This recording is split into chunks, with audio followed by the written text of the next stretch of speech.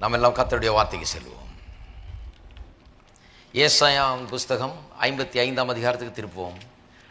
ஏசாயா 55. ஏசாயா 55 8ஆம் வசனம் முதல். என் நினைவுகள் உங்கள் நினைவுகள் அல்ல, என் நினைவுகள் உங்கள் நினைவுகள் அல்ல, உங்கள் வழிகள் என் வழிகளும் அல்லவென்று கர்த்தர் சொல்லுகிறார். பூமியை பார்க்கலும் வானங்கள் எப்படி உயர்ந்திருக்கிறதோ அப்படியே உங்கள் வழிகளை பார்க்கலும் என் வழிகளும், உங்கள் நினைவுகளை பார்க்கலும் என் நினைவுகளும் உயர்ந்திருக்கிறது. மாரியும் உறைந்த மழையும் வானத்திலிருந்து இறங்கி அவ்விடத்திற்கு திரும்பாமல் பூமியை நனைத்து அதில் முளை கிளம்பி விளையும்படி செய்து விதைக்கிறவனுக்கு விதையும் புசிக்கிறவனுக்கு ஆகாரத்தையும் கொடுக்கிறது எப்படியோ அப்படியே என் வாயிலிருந்து புறப்படும் வசனமும் இருக்கும். அது வெறுமையாய் என்னிடத்திற்கு திரும்பாமல் அது நான் விரும்புகிறதை செய்து நான் அதை அனுப்பின காரியமாகும்படி வாய்க்கும். கர்த்தருடைய வார்த்தையை எப்படி ஜெபத்திலே உபயோகப்படுத்துவது என்பது குறித்து கடந்த பல வாரங்களாக நாம் பேசி வருகிறோம். ஏனென்றால் ஜெபம் என்கிறது ஏதோ ஒரு மாம்சீக முயற்சி அல்ல. ஏதோ நாம் வந்தோம், கர்த்தரிடத்தில் கண்ணீர் விட்டோம், கர்த்தரிடத்தில் மண்டியிட்டு மன்றாடினோம், இப்படிதான் நிறைய பேர் நினைக்கிறாங்க. பாருங்க, ஏதோ நான் 4 சொட்டு கண்ணீரை விட்டு கர்த்தரிடத்தில் கெஞ்சி கேட்டுக்கிட்டு எதையோ ஒன்றை சாதித்து போகிறது என்று நினைக்கிறார்கள். வேத வசனம் ஜெபத்தை குறித்து அப்படி போதிக்கவில்லை. ஜெபத்தை குறித்த மேலான கருத்துக்களை உங்களோடு நான் பகிர்ந்து கொண்டு வந்திருக்கிறேன் கடந்த பல வாரங்களாக. ஜெபம் என்கிறது என்ன? தேவன் சொன்ன வாக்குத்தத்தங்களை எடுத்து அவைகளை விசுவாசித்து நம்முடைய உள்ளத்திலே வைத்து விசுவாசத்தினால் நிறைந்து அந்த வார்த்தைகளையே தேவனிடத்திலே நாம் பேசுகிறோம், அவருக்கு நினைப்பூட்டுகிறோம். அதில் தான் தேவன் மகிமைப்படுகிறார், அதில் தான் அவர் பிரியப்படுகிறார். பரலோகத்திலே மிகவும் மதிக்கப்படுவது தேவனுடைய வார்த்தை தான், வேறொன்றுக்கு மரியாதை கிடையாது. நம்முடைய கண்ணீருக்கு மரியாதை பரலோகத்தில் நினைக்கக்கூடாது. நாம் ஒருவேளை கண்ணீர் விடலாம் ஜெபத்தில், நம்முடைய பல கஷ்டங்கள்னாலே சில நேரத்தில் ஜெபம் பண்ணும்போது நாம் கண்ணீர் விடலாம், அதை தப்புன்னு சொல்ல நான். இருந்தாலும் சிலர் நினைக்கிறாங்க கண்ணீர் தான் ரொம்ப முக்கியம் ஜெபத்தில்னு. நம்ம எப்படி கெஞ்சிரோங்கிறது தான் ரொம்ப முக்கியம், அதுக்கு தான் கடவுள் மரியாதை கொடுக்குறார். கெஞ்சினா கொடுத்துருவாரு, பிடிச்சி பரலோகத்தை தொங்குனா கொடுத்துருவாரு, நான் இப்படி பண்ணா கொடுப்பாரு அப்படி பண்ணா கொடுப்பாருன்னு நினைக்கிறோம். ஆனால் வேத வசனம் அப்படி எதுவும் போதிக்கல. பாருங்க, வேத வசனம் திட்டவட்டமா சொல்லுது, கர்த்தருடைய வாக்கு தத்தங்களை எடுத்துக்கொண்டு கர்த்தாவே நீர் இப்படி சொன்னீரே, நீர் சொன்னதை எனக்கு நிறைவேற்றி தாரும் என்று சொல்லுகிறது தான் வல்லமையுள்ள ஜெபம். அதற்காக தான் கர்த்தருடைய வார்த்தையை எப்படி எடுத்துக்கொள்ள வேண்டும், அதை மனசில் எப்படி வைக்க வேண்டும், விசுவாசம் எப்படி உள்ளத்தில் வளர வேண்டும், அதன் பிறகு நாம் எப்படி ஜெபிக்க வேண்டும் என்பதை குறித்து நான் போதித்து வருகிறேன். ஆகவே தான் ஜெபம் பண்ணும்போது மெய்யாகவே வேத வசனத்தின்படி ஒரு மனுஷன் ஜெபிக்கிறதுனா அந்த மனுஷனுடைய வாழ்க்கை மாற்றப்பட்டு விடும். ஏனென்று சொன்னால் அவன் வேத வசனத்தை பார்க்க ஆரம்பிக்கிறான், கர்த்தருடைய வாக்கு தத்தங்களை விசுவாசிக்க ஆரம்பிக்கிறான், உள்ளத்திலே வைக்க ஆரம்பிக்கிறான். கர்த்தருடைய வாக்கு தத்தங்களை தன்னுடைய பிரச்சனைகள் எல்லாவற்றை காட்டிலும் பெரிதாக எண்ணுகிறான், அதை மேன்மைப்படுத்துகிறான், அதை நோக்கி பார்க்கிறான், அதை எப்போது கண்களுக்கு முன்னால் வைக்கிறான், வாயில் எப்போதும் அதை வைத்திருக்கிறான். ஆகவே அவனுக்கு ஆவிக்குரிய வளர்ச்சியும் ஏற்படுகிறது. ஏனென்று சொன்னால் கர்த்தருடைய வாக்கு தத்தங்களை அவன் பற்றி கொண்டிருக்கிறான். கர்த்தருடைய வாக்கு தத்தத்தை எடுத்துக்கொண்டு பரலோக தேவனிடத்தில் செல்லும் போது கர்த்தர் சொல்லுகிறார், இப்பதான் சரியான மெத்தட்ல நீ வந்திருக்க, சரியான முறையில் வந்திருக்கிற. நான் எதற்கு வார்த்தைகளை சொல்லி இருக்கிறேன், நீ அதை நம்ப வேண்டும், விசுவாசிக்க வேண்டும், என்னை நோக்கி பார்க்க வேண்டும். இந்த பிரச்சனைகள் எல்லாவற்றும் மத்தியில் என்னுடைய வார்த்தையை நீ விசுவாசிக்கும் போது அது எனக்கு கொடுக்கிற மரியாதையா இருக்கிறது, அதை நான் மதிக்கிறேன். என்னுடைய வார்த்தையின் அடிப்படையில் வரும்போது நிச்சயமா உனக்கும் தைரியம் இருக்கும், நானும் கொடுக்க வேண்டியதுதான் என்கிறது வேத வசனத்தின் உண்மையாயிருக்கிறது. கர்த்தருடைய வார்த்தையின்படி கேட்கும்போது அப்பொழுதுதான் தைரியம் இருக்கிறதாம். ஏனென்றால் 1 யோவான் 5 வாசிக்கிறோம், அவருடைய சித்தத்தின்படி கேட்டால் எதையாகிலும் அவருடைய சித்தத்தின்படி கேட்டால் அதை பெற்றுக்கொள்வோம் என்கிற தைரியம், அவர் நமக்கு செவி கொடுக்கிறார் என்கிற தைரியம் நமக்கு உண்டாயிருக்கிறது. செவி கொடுக்கிறார் என்கிற தைரியம் உண்டாயிருக்கும் போது பெற்றுக்கொள்வோம் என்கிற தைரியமும் நமக்கு உண்டாயிருக்கிறது. அப்ப கர்த்தர் நம்முடைய ஜெபங்களுக்கு எப்ப செவி கொடுக்கிறார், நம்முடைய ஜெபங்களை நிச்சயமா கேட்பாருங்கிற தைரியம் எப்படி நமக்கு இருக்க முடியும்? கர்த்தருடைய வார்த்தையின்படி ஜெபிக்க வேண்டும், கர்த்தருடைய வார்த்தையை சொல்லி ஜெபிக்க வேண்டும், அப்பொழுதுதான் அவர் கேட்கிறார் என்கிற தைரியம் நமக்கு இருக்க முடியும். இந்த கண்ணீர் விடுறவங்களெல்லாம் பாருங்க, முக்கால்வாசி நேரம் தைரியம் இருக்காது அவர்களுக்கு, கண்ணீர் பெருசா விடுவாங்க. ஆனால் கர்த்தர் ஜெபத்தை கேட்டாரான்னு சொன்னா, கேட்டாரா என்னன்னு தெரியலங்க, அதான் கண்ணீர் விட்டுட்டு இருக்கிறேன், என் கண்ணீரையாவது பார்ப்பாரான்னு பார்க்கிறேன். கர்த்தர் கண்ணீரை பார்த்தார் என்றால், கர்த்தர் கண்ணீரின்படி பதில் அளித்தார் என்றால், கண்ணீரின்படி கர்த்தர் ஜெபத்துக்கு பதில் கொடுக்கிறவரானால் நான் சொல்லுகிறேன், இந்த உலகத்திலே எல்லா மனுஷருடைய தேவைகளும் இன்றைக்கு சந்திக்கப்பட்டிருக்கும். இருக்கீங்களா? ஏன்னா எல்லாருமே கண்ணீர் தான் விட்டுட்டு இருக்கிறாங்க. கண்ணீர் விடுறதுல இந்த உலகத்துல பஞ்சமே கிடையாது. வீட்டுக்கு வீடு கண்ணீர் விட்டு கொண்டிருக்கிறார்கள். ஆனால் நான் சொல்லுகிறேன், அநேக கிறிஸ்தவ வாழ்க்கையில் கூட ஜெபம் வேலை செய்யல. ஏன் என்று சொன்னால் வெறும் கண்ணீரை நம்பி தான் இருக்கிறார்கள். ஆகவேதான் ஜெபம் வேலை செய்யவில்லை என்பதை நான் உங்களுக்கு சொல்லிக்கொள்ள விரும்புகிறேன். ஆகவே கண்ணீர் விடுறவங்களுக்கெல்லாம் தைரியமே இல்லை உள்ள என்னுடைய ஜெபம் கேட்கப்படுகிறது என்று சொல்லி. ஏன்னா தைரியம் இருந்ததுன்னா கண்ணீர் விட வேண்டிய அவசியமும் கிடையாது. புரியுதா? நான் ஜெபிக்கிறத கர்த்தர் கேட்கிறாருன்னு சொன்னா அப்புறம் நான் என்னதுக்கு எது கண்ணீர் விடணும்? நான் அவரிடத்துல என்னுடைய வேண்டுதலை நான் தெரிவிக்கிறேன், கேட்கிறார் என்று அறிந்திருக்கிறேன், கேட்டதை பெற்றுக்கொள்வோம் என்கிற நிச்சயம் எனக்குள் இருக்கிறது. இதெல்லாம் தான் இங்கே போதித்து வருகிறோம். இன்றைக்கு தொடர்ந்து சில காரியங்களை நான் சொல்ல விரும்புகிறேன். ஏசாயா 55ஆம் அதிகாரத்திலே இப்படி வாசிக்கிறோம். மாரியும் உறைந்த மழையும் 10ஆம் வசனம், வானத்திலிருந்து இறங்கி அவ்விடத்திற்கு திரும்பாமல் பூமியை நனைத்து அதில் முளை கிளம்பி விளையும்படி செய்து விதைக்கிறவனுக்கு விதையும் புசிக்கிறவனுக்கு ஆகாரத்தையும் கொடுக்கிறது எப்படியோ அப்படியே என் வாயிலிருந்து புறப்படும் வசனமும் இருக்கும். வசனம் எப்படி இருக்கிறது என்பதை குறித்து இங்கே விளக்கம் கொடுக்கப்படுகிறது. எப்படி இருக்கிறதா? மாரியும் உறைந்த மழையும் வந்து பூமியிலிருந்து வானத்திலிருந்து இறங்கி பூமியை நனைத்து அதிலிருந்து முளை கிளம்பி விளையும்படி செய்து விதைக்கிறவனுக்கு விதையும் புசிக்கிறவனுக்கு ஆகாரத்தையும் கொடுக்கிறது எப்படியோ அப்படியே அது இருக்கிறதாம். கர்த்தருடைய வார்த்தை எப்படிப்பட்டது? ஏன் கர்த்தருடைய வார்த்தையை நாம் விசுவாசிக்க வேண்டும்? ஏன் அதை உள்ள வைக்க வேணும்? ஏன் அதை பேச வேண்டும் என்கிறத பேசிக்கொண்டிருக்கிறோம். 10 விதமான காரியங்களை இன்றைக்கு நான் சொல்ல இருக்கிறேன். கடகடன் சொல்றேன், சுருக்கமா எல்லாத்தையும் எடுத்து சொல்லுகிறேன். ஏனென்றால் இதெல்லாம் புரிந்து கொள்ள வேண்டும். ஏன் கர்த்தருடைய வார்த்தைக்கு அவ்வளவு பெரிய முக்கிய இடம்? ஏன் கர்த்தருடைய வார்த்தையை நாம் விசுவாசிக்க வேண்டியதா இருக்குது, அதை உள்ளத்துல வைக்க வேண்டியதா இருக்குது, அதை வாயில வைக்க வேண்டியதா இருக்குது, அதை பேச வேண்டியதா இருக்கிறது என்கிறதுக்கு 10 காரியங்களை சொல்லுகிறேன். ஏன் என்று சொன்னால், எப்படி மழை வந்து பூமியை நனைத்து முளை கிளம்பி விளைய செய்கிறதோ அதுபோலவே தேவனுடைய வார்த்தை நம்முடைய இருதயத்துக்குள் வரும்போது, இருதயமாகிய நிலத்துக்குள் வரும்போது, தேவனுடைய வார்த்தை விதையாகவும் இருக்கிறது, தண்ணீராகவும் இருக்கிறது. அதெல்லாம் பிறகு சொல்ல போறேன். ஆனால் தேவனுடைய வார்த்தை நம்முடைய இருதயத்துக்குள்ள விதைக்கப்பட்டு அதை வார்த்தையினால் நாம் தண்ணீர் பாய்ச்சும் போது நிலத்தில் விழுந்த விதை எப்படி நிலத்தை விளைய செய்கிறதோ அதுபோல இருதயத்தில் விதைக்கப்பட்ட விதையாகிய தேவனுடைய வசனம் அது என்ன சொல்லுகிறதோ அதை விளைய செய்கிறது. புரிஞ்சுக்கிட்டீங்களா? கர்த்தர் நம்முடைய இருதயத்தை ஒரு விளைச்சலின் இடமாய் உண்டாக்கி இருக்கிறார். உங்களுக்கு என்னெல்லாம் வேண்டுமோ அதெல்லாம் எங்கிருந்து விளைய போகுது? நாம நினைச்சிட்டு இருக்கிறோம் யாரோ கொடுக்க போறாங்க. கிடையாது. கர்த்தர் எல்லாம் இங்கிருந்து விளைய வேணும் என்று வைத்திருக்கிறார். அதுக்கு தான் என்ன சொல்றாரு? என்ன வேணுமோ அதுக்குரிய வாக்குத்தத்தத்தை எடு, அதுக்குரிய வார்த்தையை எடு. கர்த்தர் சொன்ன வார்த்தையை எடுத்து அது இருதயமாகிய நிலத்தில விதை. பாருங்க, பூமி இருக்குது. பூமி ஒண்ணும் தானா விளையறது இல்ல. பூமி கிடக்குது. அந்த இருக்கிற பூமியை பண்படுத்தி அதை சரிப்படுத்தி அதுக்குள்ள என்ன பண்ணுகிறான்? விதைக்கிறவன் விதையை விதைக்கிறான். விதைக்கும் போது பிறகு தண்ணீர் பாய்ச்சும் போது என்ன ஆகிறது? சும்மா கிடந்த இந்த வெட்டாந்தர போல கிடந்த நிலம் இப்பொழுது விளை நிலமாக மாறுகிறது. ஏன் என்று சொன்னால் விதையும் தண்ணீரும், இந்த தேவ வசனமாகிய விதையும் தண்ணீரும் இந்த சும்மா கிடக்கிற இந்த நிலத்தை விளைகிற நிலமாக மாற்றுகிறது. It forces the earth into production. பூமியை விளைய செய்கிறது. விளையும்படியாக விளையக்கூடிய ஒரு நிலைக்கு அதை கொண்டு வருகிறது. இருக்கீங்களா? அநேகருடைய இருதயம் இன்றைக்கு சும்மா வெட்டாந்தர மாதிரி கிடக்குது, அப்படியே கிடக்குது. பாருங்க, அதுல இருந்து ஒன்றும் விதை, அதுல ஒன்றும் விதை இல்லை, அதுல தண்ணீர் பாய்ச்சுகிறது இல்லை, அதுல இருந்து ஒன்றும் விளைகிறது கிடையாது.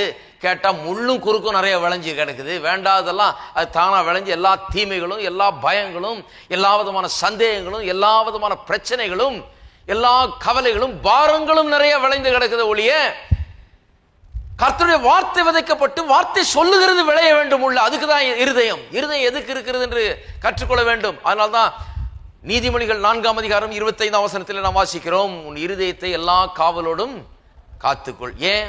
அது நின்று ஜீவ ஊற்று புறப்படும். அப்ப இருதயம் எதுக்குன்னு நாம கவனிக்க வேண்டும். இருதயம் எதுக்கு என்று சொன்னால் அது ஒரு விளைச்சலின் இடம். எனக்கு சுகம் வேண்டுமா? என்னுடைய சுகத்தை விளைய செய்கிற இடம். எனக்கு பொருளாதார பெருக்க வேண்டுமா? அதை எனக்கு உண்டாக்கி தருகிற இடம் என்ற இருதயம்.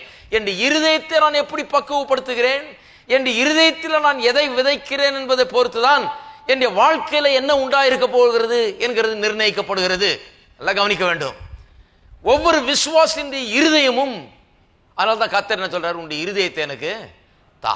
ஏன்? அதை வச்சுதான் நான் வேலை செய்யணும், அதுல தான் விளைய செய்ய வேண்டும், நான் அதை வைத்து தான் நான் ஒர்க் பண்ண வேண்டும், அங்கதான் நான் ஆரம்பிக்க வேண்டும். உனக்கு வேண்டிய எல்லாவற்றையும் தருவதற்கு இந்த பூமியை எப்படி உண்டாக்கி உனக்கு வேண்டிய எல்லாவற்றையும் விளைய செய்கிற பூமியாக இதை நான் வைத்திருக்கிறேனோ, அது போலவே உன்னுடைய இருதயத்தை, ஆவிக்குரிய ஜீவியத்தில் உன்னுடைய இருதயத்தில் உனக்கு வேண்டிய எல்லாவற்றையும் விளைய செய்கிற ஒரு நிலமாக இந்த இருதயம் இருக்கிறது. அதனால தான் மார்க் 4ஆம் அதிகாரத்தில் இருக்கிற அந்த ஊமைகள்லாம் ரொம்ப முக்கியம். விதைக்கிறவன் விதைக்க புறப்பட்டான், விதைக்கிறவன் வசனத்தை விதைத்தான்.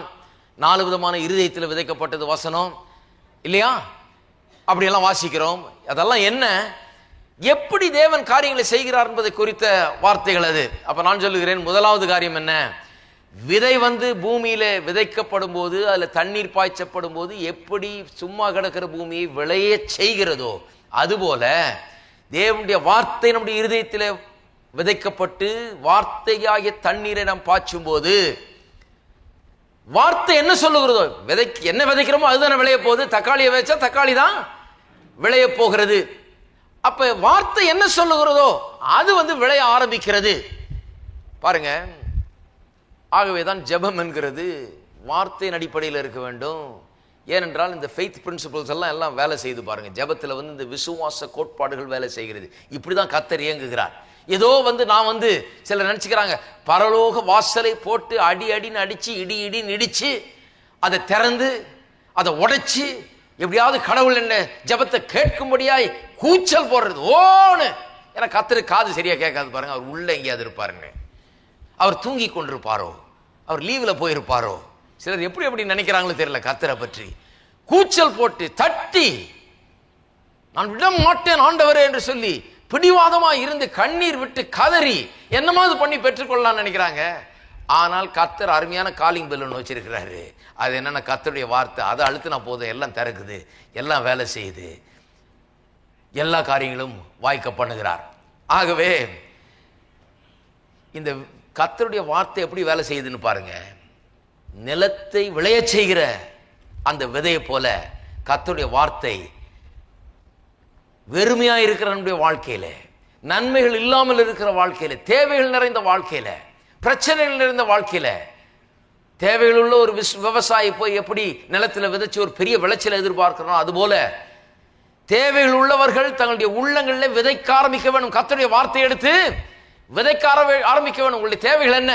சில சொல்லலாம், எனக்கு சுகம் தேவையா, பலவீனமா இருக்கிறேன், டாக்டர் சொன்னார் எனக்கு இந்த வியாதி அந்த வியாதின்னு, அல்லது எனக்கு பொருளாதாரத்தில் எனக்கு பெரிய கஷ்டமா இருக்குது, எத்தனையோ வருஷமா நான் கஷ்டத்தில் வாழ்ந்து கொண்டிருக்கிறேன், என்னுடைய வாழ்க்கையே பெரிய ஒரு தேவைகளின் வாழ்க்கையா இருக்குது, பற்றாக்குறையின் வாழ்க்கையா இருக்குது, இல்லாமையின் வாழ்க்கையா இருக்குது, ஒரு பிரயோஜனமுள்ள வாழ்க்கையா இல்லை.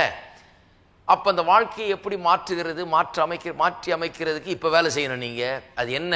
ஒவ்வொரு நாளும் உங்களுடைய தேவை என்னன்னு பார்த்து அதுக்கேற்ற வாக்கு தத்தங்களை எடுத்து அதை என்ன பண்ணணும், உள்ளத்துல விதைத்து கொண்டே இருக்க வேண்டும். இருதயமாகிய நிலத்தில் விதைத்து கொண்டே இருக்க வேண்டும்.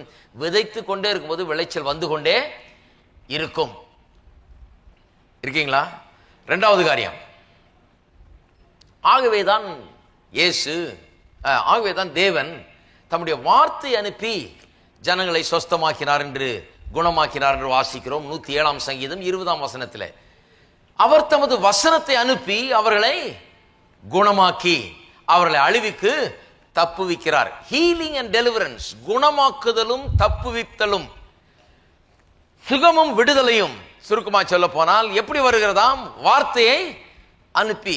நிறைய பேர் கேட்கலாம், ஏயா எனக்கு சுகம் தேவை, அவர் வார்த்தை அனுப்புனா எப்படி? சுகம்னு கேட்டா வார்த்தை அனுப்புனா எப்படி? சுகத்தை இல்லையா அனுப்பணும், வார்த்தை அனுப்புனா எப்படி? வேதம் சொல்லுகிறது அவர் தம்முடைய வார்த்தை அனுப்பி என்ன பண்ணுகிறாராம்? அவர்களை குணமாக்கினார். அப்ப தேவன் ஒன்றை செய்ய வரும்போது என்னத்தை அனுப்புறாரு பாருங்க. நீங்க சுகமானு கேட்கும்போது அவர் என்ன பண்றாரு? அதுக்கேற்ற வார்த்தையை தான் அனுப்புகிறார். நீங்க விடுதலை வேணும்னு கேட்கும்போது அதுக்கேற்ற வார்த்தையை தான் அனுப்புகிறார். அருமையானவர்களை கவனிக்க வேணும், தேவன் எப்படி வேலை செய்யறாருன்னு. ஏன் வார்த்தை அனுப்புகிறார்? ஏனென்று சொன்னால் ஏசாயா 55 சொல்லப்பட்டிருக்கிறபடி அது சொன்னதை செய்யாமல் திரும்பவே திரும்பாது. வார்த்தை அது நிச்சயமாய் வாய்க்கும். அது எதற்காக அனுப்பப்பட்டதோ, என்ன செய்யும்படியாக அனுப்பப்பட்டதோ அதை செய்யாமல் தேவனிடத்தில் திரும்பவே திரும்பாது. அவருக்கு தெரியும், இந்த வார்த்தை அனுப்புனா வேலை நடக்கும், இந்த வார்த்தை அனுப்புனா சுகம் கிடைக்கும், இந்த வார்த்தை அனுப்புனா விடுதலை கிடைக்கும், இந்த வார்த்தை அனுப்புனா எந்தெந்த தேவைகளுக்கு எந்த வார்த்தை அனுப்புறோமோ அந்த வார்த்தை அனுப்புனா அந்த வார்த்தை அதை விளைவிக்கும், விளைவிக்காமல் திரும்பாது என்பது அவருக்கு நிச்சயமாய் தெரிகிறது. அதனால்தான் கர்த்தர் என்ன பண்ணுகிறார், சுகம் வேணுன்றவங்களுக்கு வசனத்தை அனுப்புகிறார். தான் பிரச்சனை பாருங்க, நிறைய பேர் சுகம் வேணும்னா இப்படியே ஒரு மீட்டிங்கா போறது. மீட்டிங்கா போய் அவங்க என்ன நினைச்சிட்டு இருக்காங்க, சுகம் வேணும் என்று சொன்னால் கர்த்தர் பெரிய சுகம் கொடுக்கிற வரத்தை பெற்ற தேவதாசரை அனுப்புகிறார்னு. எல்லாம் கவனிக்க வேண்டும். சுகம் பெற்ற வரம் இருக்கிற தேவதாசரை தான் கர்த்தர் அனுப்புறாருன்னா அவருடைய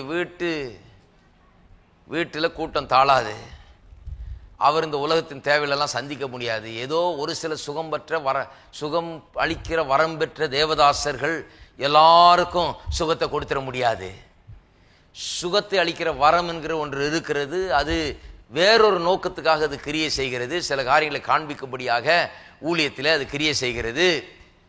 இயேசு ஜீவிக்கிறார் என்பதை எடுத்து காண்பிக்கும்படியாக அது வேலை செய்கிறது. ஆனால் விசுவாசிகள் சுகத்தை பெறுறது எப்படி?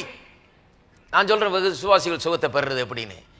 விசுவாசிகள் சுகத்தை பெறுறதுக்கு பல வழிகள் இருக்குது. ஆனா நம்ம ஹையஸ்ட் மெத்தடை தான் ஃபாலோ பண்ணணும் எப்பவும். விசுவாசிகள் சுகத்தை பெறணும், நீங்க வரலாம், கை வச்சு நான் ஜெபம் பண்ணலாம். சுகம் கிடைக்குமா கிடைக்காதா? நிச்சயமா கிடைக்கும். ஆனா எத்தனை பேர் மேலதான் கை வைக்கிறது? ஏதோ ஒரு 10 பேர் வந்தா கை வைத்து ஜெபம் பண்ணலாம். ஒரு 1000 பேர் வந்து நின்னா என்ன ஆகிறது? எங்க என்ன ஆகிறது? ஆகவே பல வழிகள் இருக்குது பாருங்க. கையை வைத்து ஜெபம் பண்ணலாம், எண்ணெய் பூசி ஜெபம் பண்ணலாம், இன்னும் எத்தனையோ வழிகள் இருக்கு. சிலர் கைக்குட்டை கூட கொடுக்குறாங்க. சரி, அது கூட ஒரு வழின்னு வச்சுக்குவோம். இப்படி பல வழிகள் இருக்குது. ஆனா எல்லாத்தை விட சிறந்த வழி என்ன? கர்த்தருடைய வார்த்தை. நான் உங்களுக்கு சொல்ற வழி என்றென்றைக்கு உங்களுக்கு வேலை செய்யும். நீங்க என் வீட்டு வாசலை தேடிட்டு வர வேண்டியதில்லை. நீங்க பஸ் ஏறி ஆட்டோ பிடிச்சி இதுக்கு ஒரு 100 ரூபா செலவழிச்சு ஐயா இருக்கிறாரா அப்படின்னு கேட்டுக்கிட்டு அங்க நின்றுட்டு இருக்க வேண்டியதில்லை. சிலருக்கு ஜெபம், அவங்க ஜெபம் எல்லாம் ஐயா நான் ஆண்டவரே நான் போறேன். அந்த ஊழியக்காரர் இருக்கணும். அதை விட சுகமான ஆண்டவர்னு கேட்டு பெற்றுக்கொள்ளலாம். அதை பெற்றுக்கொள்ள இந்த ஊழியக்காரர் இருக்க செய்யும் ஆண்டவரே. அவர் எங்கேயும் போய்விடக்கூடாது. இன்றைக்கு அடியனுக்கு ஜெபிக்கிறதுக்காக அந்த ஊழியக்காரர் வீட்டிலேயே இருக்க வேணும். நான் போறப்ப அவர் இருக்கணும். கர்த்தர் சொல்ற, அப்ப நான் எதுக்கு இருக்கிறேன்? அவர் இருக்கணும்னு அவரை கடவுள் ஆக்கிட்டேன். என்னுடைய வார்த்தை எதுக்கு இருக்கிறது? கர்த்தர் சொல்றாரு, அவர் தம்முடைய வசனத்தை அனுப்பி அவர்களை குணமாக்கினார். அருமையானவர்களே, என்றைக்கு கிறிஸ்தவ உலகம் இப்படியெல்லாம் இருக்கிறத விட்டு மாறி வசனத்தை எடுத்து உள்ளத்தில் வைக்கிறதோ, நீங்க உட்கார்ந்த இடத்துல சுகத்தை பெறலாம். நாளுக்கு நாள் சுகத்தையும் பலத்தையும் ஆரோக்கியத்தையும் உங்களுடைய வாழ்க்கையில பெருக்கி கொள்ளலாம். ஒவ்வொரு முறை சுகம் இல்லைன்னு ஒன்னே யாரோ ஒரு பெரிய ஊழியக்காரர், வரம் பெற்ற ஊழியக்காரர் ஜெபம் பண்ணணும்னு அவசியம் இல்லை. ஒவ்வொரு நாளும் சுகத்தையும் பலத்தையும் ஆரோக்கியத்தையும் உங்களுடையது ஆக்கிக் கொள்ளலாம், எடுத்துக்கொள்ளலாம், அதை பெற்றுக்கொள்ளலாம், அதில் வாழ முடியும்.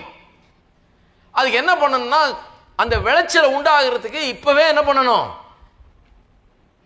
விதைக்க ஆரம்பிக்க வேண்டும். விதைக்க ஆரம்பிக்கும் போது அப்படிப்பட்ட ஒரு விளைச்சல் நமக்கு உண்டாகிறது. அப்ப கர்த்தர் எதுக்கு வசனத்தை அனுப்புறார்? சுகம் வேணும்னா அந்த வசனம் போய் அது விதைக்கப்பட்டு அது தண்ணீர் பாய்ச்சப்பட்டு அது வளர்ந்து அது சுகத்தை விளைவிக்கும். அதனால தான் அவர் அனுப்புறார். மூன்றாவது, இயேசுவே பாருங்க, மாம்சத்திலே வெளிப்பட்ட தேவன், அவர் வார்த்தை என்று அழைக்கப்படுகிறார். யோவான் 1ஆம் அதிகாரம் முதல் 3 வசனங்களிலே யோவான் இயேசுவை பற்றி இப்படியாக எழுதுகிறார். ஆதியிலே வார்த்தை இருந்தது, அந்த வார்த்தை தேவனிடத்தில் இருந்தது, அந்த வார்த்தை தேவனாயிருந்தது. வார்த்தை வார்த்தை வார்த்தைன்னு சொல்றது யாரை சொல்லுது? இது ஏதோ வார்த்தையை சொல்ல, இந்த தேவனாகிய கர்த்தரை இயேசுவை சொல்லுகிறது வார்த்தை வார்த்தை என்று. அவர் ஆதியிலே தேவனோடு இருந்தார், டக்குன்னு அவர்ன்றாங்க பாருங்க. வார்த்தைன்னு சொல்லிட்டு அவர், அந்த வார்த்தை அவர்தான் அந்த வார்த்தை. அப்ப இயேசுதான் வார்த்தை. இப்ப பாருங்க 3ஆம் வசனம், சகலமும் அவர் மூலமாய் உண்டாயிற்று, உண்டானதொன்றும் அவராலே அல்லாமல் உண்டாகவில்லை. நான் சொல்லுகிறேன், கர்த்தர் தேவன் உண்டாக்கின எல்லாவற்றையும் வார்த்தையினால் உண்டாக்கினார் ஒழிய வார்த்தை இல்லாமல் ஒன்றும் உண்டாக்கப்படவில்லை. வார்த்தை மூலமாக தான் எல்லாமே உண்டாயிற்று. கவனிக்க வேண்டும். அப்ப வார்த்தையின் மூலமாக தான் எல்லாம் உண்டாயிற்று என்று சொன்னால், இன்றைக்கு நமக்கு ஏதாவது உண்டாக வேண்டும் என்றால் வார்த்தையின் மூலமாக தான் உண்டாக வேண்டும். ஆதியிலே இருளிலே வெளிச்சம் உண்டாயிற்று. எப்படி உண்டாயிற்று? வார்த்தையின் மூலமாக தான் வெளிச்சம் உண்டாயிற்று. மரம் செடிகள் கொடிகள் உண்டாயிற்று. எப்படி உண்டாயிற்று? வார்த்தையினால் உண்டாயிற்று. மிருக ஜீவன்கள் உண்டாயிற்று, பறவைகள் உண்டாயிற்று, சமுத்திரத்து மீன்கள் மச்சங்கள் உண்டாயிற்று. எப்படி உண்டாயிற்று? வார்த்தையினால் உண்டாயிற்று. சூரிய சந்திர நட்சத்திரங்கள் உண்டாயிற்று. எப்படி உண்டாயிற்று? வார்த்தையினால் உண்டாயிற்று. நாம் இதெல்லாம் பார்த்து ஆச்சரியப்படுகிறோம். இன்றைக்கு சூரிய சந்திர நட்சத்திரம் எல்லாம் பார்த்து நம்ம ஆண் வாயை பிளக்கிறோம். இவைகள் அத்தனையும் வார்த்தையினால் உண்டாயிற்று. நான் சொல்லுகிறேன், என்றைக்கு வெறும் மலையும் காடுகளையும் மரங்களையும் பூக்களையும் சூரியனையும் சந்திரனையும் பார்த்து வாயை பிளக்கிறவர்கள் கர்த்தருடைய வார்த்தையை பார்த்து இது இவ்வளவு மேன்மையானதான்னு சொல்லி என்னைக்கு வாயை பிளக்கிறாங்களோ அன்னைக்கு தான் அது அவங்க வாழ்க்கை சரியா இருக்க போகிறது. வார்த்தை குறித்த ஒரு பெரிய ஆச்சரிய உணர்வு விசுவாசிகள் மத்தியில் இன்றைக்கு இல்லை. உலகம் முழுக்க சொல்லுகிறேன் நான், இன்றைக்கு வார்த்தை எவ்வளவு மேன்மையானது. வார்த்தை தான் எல்லாவற்றையும் உண்டாக்கினது. தேவனுடைய வார்த்தையினால் எல்லாம் உண்டானது என்கிற அறிவு அநேக ஜனங்களுக்கு இல்லை. பைபிளை வச்சிட்டு இருக்காங்க, கோயிலுக்கு போறாங்க, நான் சொல்றது போல மண்டிட்டு மன்றாடுகிறாங்க, கண்ணீர் விடுறாங்க, உபவாசம் பண்றாங்க, எல்லாம் பண்றாங்க. ஆனா வார்த்தைக்கு முதன்மையான இடம் கிடையாது. வார்த்தையை பற்றி ஒரு ஆச்சரிய உணர்வு அவர்களை ஆட்கொள்ளவில்லை. வார்த்தை எவ்வளவு மேன்மையானது. இன்றைக்கு நான் பார்த்து அதிசயப்படுகிற எல்லாமே பாருங்க, இந்த கொடைக்கானல் ஊட்டி மலைகளில் போய் பார்த்தா எல்லாம் சம்மருக்கெல்லாம் போவீங்க, நிறைய பேர் போய் பார்த்தீங்கன்னா அப்படியே ஆச்சரியமா இருக்கு, அப்படியே நின்று பார்த்துக்கிட்டே இருக்கலாம்னு. ஆனால் அங்கே நின்று பார்க்கும்போது எனக்கு உள்ள தோன்றுகிறது என்ன? கர்த்தருடைய வார்த்தையினால் இவைகள் எல்லாம் உண்டாயிற்று. நான் இன்றைக்கு பார்த்து அதிசயப்படக்கூடிய காரியங்கள் எல்லாம் கர்த்தருடைய வார்த்தையினால் உண்டாயிற்று. என்னுடைய வாழ்க்கையும் அதிசயப்படத்தக்க விதத்திலே மாறும். எப்படி மாறும்? கர்த்தருடைய வார்த்தையின் மூலமாக தான் மாறும். என்றைக்கு வார்த்தைக்கு மரியாதை கொடுக்கிறோமோ அன்றைக்கு தான் நம்முடைய வாழ்க்கையில விருத்தியும் பெருக்கமும் ஏற்பட முடியும் என்பதிலே சந்தேகமே கிடையாது. அருமையான தேவ ஜனமே, வார்த்தைக்கு மரியாதை கொடுக்கிற ஒரு விசேஷித்த ஜனமா இந்த சபையின் ஜனங்கள் மாற வேண்டும். இருக்கீங்களா? அதையும் இதையும் பின்னால ஓடுகிறவர்களாய் அல்ல, தேவனுடைய வார்த்தையின் மேன்மை உணர்ந்தவர்களாய் மாற வேண்டும். சரி, நான்காவது, தேவன் வார்த்தையை பற்றி பேசிக்கிட்டு வர்றோம். ஏன் வார்த்தைக்கு அவ்வளவு பெரிய இடம் ஜெபத்தில்? ஏன் வார்த்தையை வச்சு தான் ஜெபம் பண்ணணும்? ஏன் கர்த்தருடைய வார்த்தையை வச்சு தான் நம்ம ஜெபத்தையே பண்ணணும்? நாம புலம்புறதல்ல ஜெபம், நான் கூப்பாடு போடுற கூப்பாடு அல்ல ஜெபம், என்னுடைய கண்ணீர் அல்ல ஜெபம், நான் சொல்லுகிற வார்த்தை அல்ல ஜெபம். ஜெபம் தேவனுடைய வார்த்தையை நான் எடுத்து என் வாயில வைத்து அதை பேசுகிறது, அதுதான் ஜெபம். ஏன்? நான்காவது காரணம் சொல்லுகிறேன். அது ஏன் என்று சொன்னால், தேவன் தம்முடைய எல்லா வல்லமையும் வார்த்தையில வைத்து விட்டார். அவருடைய வார்த்தையில வைத்து விட்டார். எதுக்கு நான் வசனத்தை எடுக்கணும்? அவருடைய வார்த்தையை நான் எடுக்க வேண்டும். எதுக்கு அதை எடுத்து நான் விசுவாசிக்க வேணும்? அதை எடுத்து உள்ளத்தில் விதைக்க வேணும்? அதை எடுத்து ஏன் என் வாயில நான் வைக்க வேண்டும்? ஏன் என்று சொன்னால், கர்த்தர் தம்முடைய அனைத்து வல்லமையும், அவருக்கு இருக்கிற ஒட்டுமொத்த வல்லமையும், எல்லா வல்லமையும், அது எவ்வளவு வல்லமைன்னு யோசித்து பாருங்க கொஞ்சம். கர்த்தருக்கு இருக்கிற அந்த அளவற்ற வல்லமை, அப்படிதான் சொல்ல முடியும். ஏன்னா அவருடைய வல்லமைக்கு எல்லையே கிடையாது. கோடு போட்டு இவ்வளவு நிறுத்த முடியாது அவருடைய வல்லமையை. நான் சொல்லுகிறேன், அவருடைய அளவற்ற எல்கையற்ற வல்லமையை, ஆற்றலை அவர் தம்முடைய வார்த்தையில எல்லாவற்றையும் வைத்து விட்டார். எல்லா வல்லமையும். வார்த்தைக்கு அப்பாற்பட்ட விதத்தில் வல்லமை கிடையாது. எல்லா வல்லமையும் வார்த்தையில வைக்கப்பட்டிருக்கிறது. அப்ப நான் அவருடைய வார்த்தையை எடுத்து அதை உள்ளத்தில் விதைத்து அதை விசுவாசித்து அதை பேசி அதை ஜெபத்தில் நான் பேசும்போது, அதனாலதான் அந்த ஜெபத்தில் அவ்வளவு பெரிய வல்லமை இருக்கிறது. மலைகளை பெயர்க்கக்கூடிய வல்லமை அந்த ஜெபத்தில் இருக்கிறது. இருக்கீங்களா? அப்ப வார்த்தையில எல்லா வல்லமையும் வைத்து விட்டார். திருப்பவும் எபிரேயர்களது நிருபம் 1 அதிகாரம், எபிரேயர் 1:3. இவர் அவருடைய மகிமையின் பிரகாசமும் அவருடைய தன்மையின் சொரூபமாயிருந்து, இயேசுவை குறித்து சொல்லி இருக்கிறது. அவருடைய மகிமையின் பிரகாசமும் அவருடைய தன்மையின் சொரூபமாயிருந்து சர்வத்தையும் தம்முடைய வல்லமை உள்ள வசனத்தினாலே தாங்குகிறவராய் தம்மாலே தாமே நம்முடைய பாவங்களை நீக்கும் சுத்திகரிப்பை உண்டு பண்ணி உன்னதத்தில் உள்ள மகத்துவமானவருடைய வலது பார்சத்திலே உட்கார்ந்தார். அங்க கவனிக்க வேண்டியது, தம்முடைய வல்லமை உள்ள வசனத்தினால். இந்த வல்லமை உள்ள வசனத்தினால் உடனே டக்குன்னு விளங்க மாட்டேங்குது தமிழ்ல. ஆங்கிலத்தில் ரொம்ப அருமையா சொல்லி இருக்குது. By the word of his power he sustains all things by the word of his power. சாதாரண ஆங்கிலத்தில் பவர் ஆஃப் ஹிஸ் வேர்ட்னு தான் சொல்லுவோம் இல்லையா சாதாரணமா. வார்த்தையின் வல்லமையினால் அப்படின்ற விதத்தில் தான் ஆங்கிலத்தில் சாதாரண சொல்லுவாங்க. இங்கே கொஞ்சம் மாற்றி சொல்லப்பட்டிருக்கிறது, by the word of his power. By the word of his பவர்னா வல்லமையுள்ள வார்த்தையினால். வார்த்தையின் வல்லமையினால்னு சொல்றதுக்கும் வல்லமையுள்ள வார்த்தையினால்ன்றதுக்கும் பெரிய வித்தியாசம் இருக்குது. வார்த்தையின் வல்லமையினால்னா வார்த்தையில ஏதோ கொஞ்சம் வல்லமை இருக்குது, ஓரளவுக்கு வல்லமை இருக்குன்னு அர்த்தம். வல்லமையுள்ள வார்த்தைனா எல்லா வல்லமையும் அந்த வார்த்தையில தான் இருக்குதுன்னு அர்த்தம். வித்தியாசம் புரியுதா? By the power of his word என்று சொன்னால் அவருடைய வார்த்தையில வல்லமை இருக்குது அப்படின்னு அர்த்தம். By the word of his பவர்னு சொன்னா அவருடைய வார்த்தையில தான் எல்லா வல்லமையும் இருக்கிறது. அதனால்தான் அது வல்லமையுள்ள வார்த்தை. இந்த வார்த்தை தேவனுடைய வல்லமையை உள்ளடக்கிய வார்த்தை. அப்ப எப்படி சொல்லப்பட்டிருக்கு பாருங்க, தேவன் தம்முடைய எல்லா சிருஷ்டிப்பையும் வல்லமையுள்ள வார்த்தையினால தான் உண்டாக்குனாரு. இன்றைக்கு எப்படி தாங்குகிறார்? அந்த வல்லமையுள்ள வார்த்தையினால தான் தாங்குகிறார். அப்ப அவருடைய வல்லமை எல்லாம் அவருடைய வார்த்தையில வைக்கப்பட்டிருக்கும் போது அவருடைய வல்லமை எல்லாவற்றையும் கொண்டு வந்து யாரோ ஒரு மனுஷன் கொடுத்துடல, நீ போய் உலகத்துல நீ தான் பெரிய ஸ்டார் மாதிரி இருன்னு சொல்லி கிடையாது. அவருடைய வல்லமை எல்லாத்தையும் எடுத்து ஆண்டவர் என்ன பண்ணாரு? தம்முடைய வார்த்தையில வைத்து விட்டார். ஒரு பிரசங்கியாருக்கு சில நேரத்தில் மரியாதை இருக்குது அல்லது ஒரு அந்தஸ்து இருக்குதுன்னு சொன்னா எதனால? அவர் ஏதோ பெரிய வரம் பெற்ற தேவதாசர் இல்லை, அவருக்குள்ள வார்த்தை இருக்குது. அந்த வார்த்தை அவர் பேசுகிறார். அந்த வார்த்தையை பேசுகிறதுனால ஜனங்கள் தொடப்படுகிறார்கள். இந்த வார்த்தையை பேசுகிறதுனால பதில்கள் உண்டாகிறது. இந்த வார்த்தையை பேசுகிறதுனால வல்லமை புறப்பட்டு சென்று அங்கே கிரியை செய்ய ஆரம்பிக்கிறது. இந்த வார்த்தை பேசுகிறதுனால சுகம் விடுதலை உண்டாகிறது. அந்த வார்த்தை வல்லமையுள்ள வார்த்தை அவருடைய வாயை விட்டு புறப்பட்டு செல்கிற அப்படின்னாலே காரியங்கள் நடைபெறுகிறது. நல்லா கவனிக்கிறீங்களா? அப்ப கர்த்தர் தம்முடைய வார்த்தைக்கு தான் மேன்மையை தர்றார். ஏன்னு சொன்னா நல்லா கவனிச்சு பாருங்க, நமக்கு மேன்மையை தர்றார், அது உண்மைதான். ஆனால் அதை காட்டிலும் நம்முடைய அவருடைய வார்த்தைக்கு மேன்மையை தர்றார். ஏன்னு சொன்னா அவருடைய எல்லா பிரஸ்தாபத்தை காட்டிலும் எதை உயர்த்தினார்? அவருடைய வார்த்தை. அவரை காட்டிலுமே அவர் வார்த்தையை உயர்த்தி வைத்திருக்கிறாருன்னு சொன்னா அப்ப நிச்சயமா நம்ம காட்டிலும் நம்முடைய அவருடைய வார்த்தை தான் உயர்த்தி வைத்திருக்கிறார் என்று அர்த்தம். அப்ப கர்த்தருடைய வார்த்தைக்கு எவ்வளவு பெரிய ஒரு அந்தஸ்து மரியாதை என்று பாருங்க. ஆகவே தான் கர்த்தருடைய வார்த்தை எடுக்க வேண்டும் என்றால், ஏனென்றால் அது வல்லமை உள்ள வார்த்தை. தேவனுடைய வல்லமை எல்லாமே அதுல தான் இருக்குது, ஒவ்வொரு வார்த்தையிலும். அதனால தான் சொல்லி இருக்கிறேன் இல்லையா, மரியாளை பார்த்து தேவதூதன் சொல்லுகிறான், மரியாள்கிட்ட வந்து நீ ஒரு குமாரனை பெறுவாயின்னு சொன்னோன்னா அவள் கேட்கிறாள், நியாயமான கேள்விதான், நான் புருஷனே அறியேனே, கல்யாணமே ஆகலையே, எப்படி நான் பெறுறது குமாரனேன்னு கேட்கும்போது அவள் சொல்லுகிறான், இல்லை இல்லை பரிசுத்த ஆவியானவர் மீது வந்து நிழலிடுவார், அதனால நீ கற்பம் தரித்து ஒரு குமாரனை பெறுவான்னு சொல்லிட்டு பிறகு சொல்றார், தேவனால் கூடாத காரியம் ஒன்றும் இல்லை. For with God nothing shall be impossible. அது லிட்டரலா எப்படி மொழிபெயர்க்கப்பட வேணுமாம்? வேத வல்லுநர்கள் சொல்லுகிறார்கள், ஏதோ தேவனால் முடியாத காரியம் ஒன்றும் இல்லைன்னு இல்லை, அதை அப்படி மொழிபெயர்த்திருக்கிறாங்க. ஆனால் லிட்டரலா எப்படி மொழிபெயர்க்கப்படுமா? கர்த்தர் சொல்லிட்டாரு, சொன்னதை நிறைவேற்றக்கூடிய வல்லமையே அவருடைய ஒவ்வொரு வார்த்தையிலும் இருக்கிறது. ஆகவே அதை எப்படி மொழிபெயர்க்கணுமா?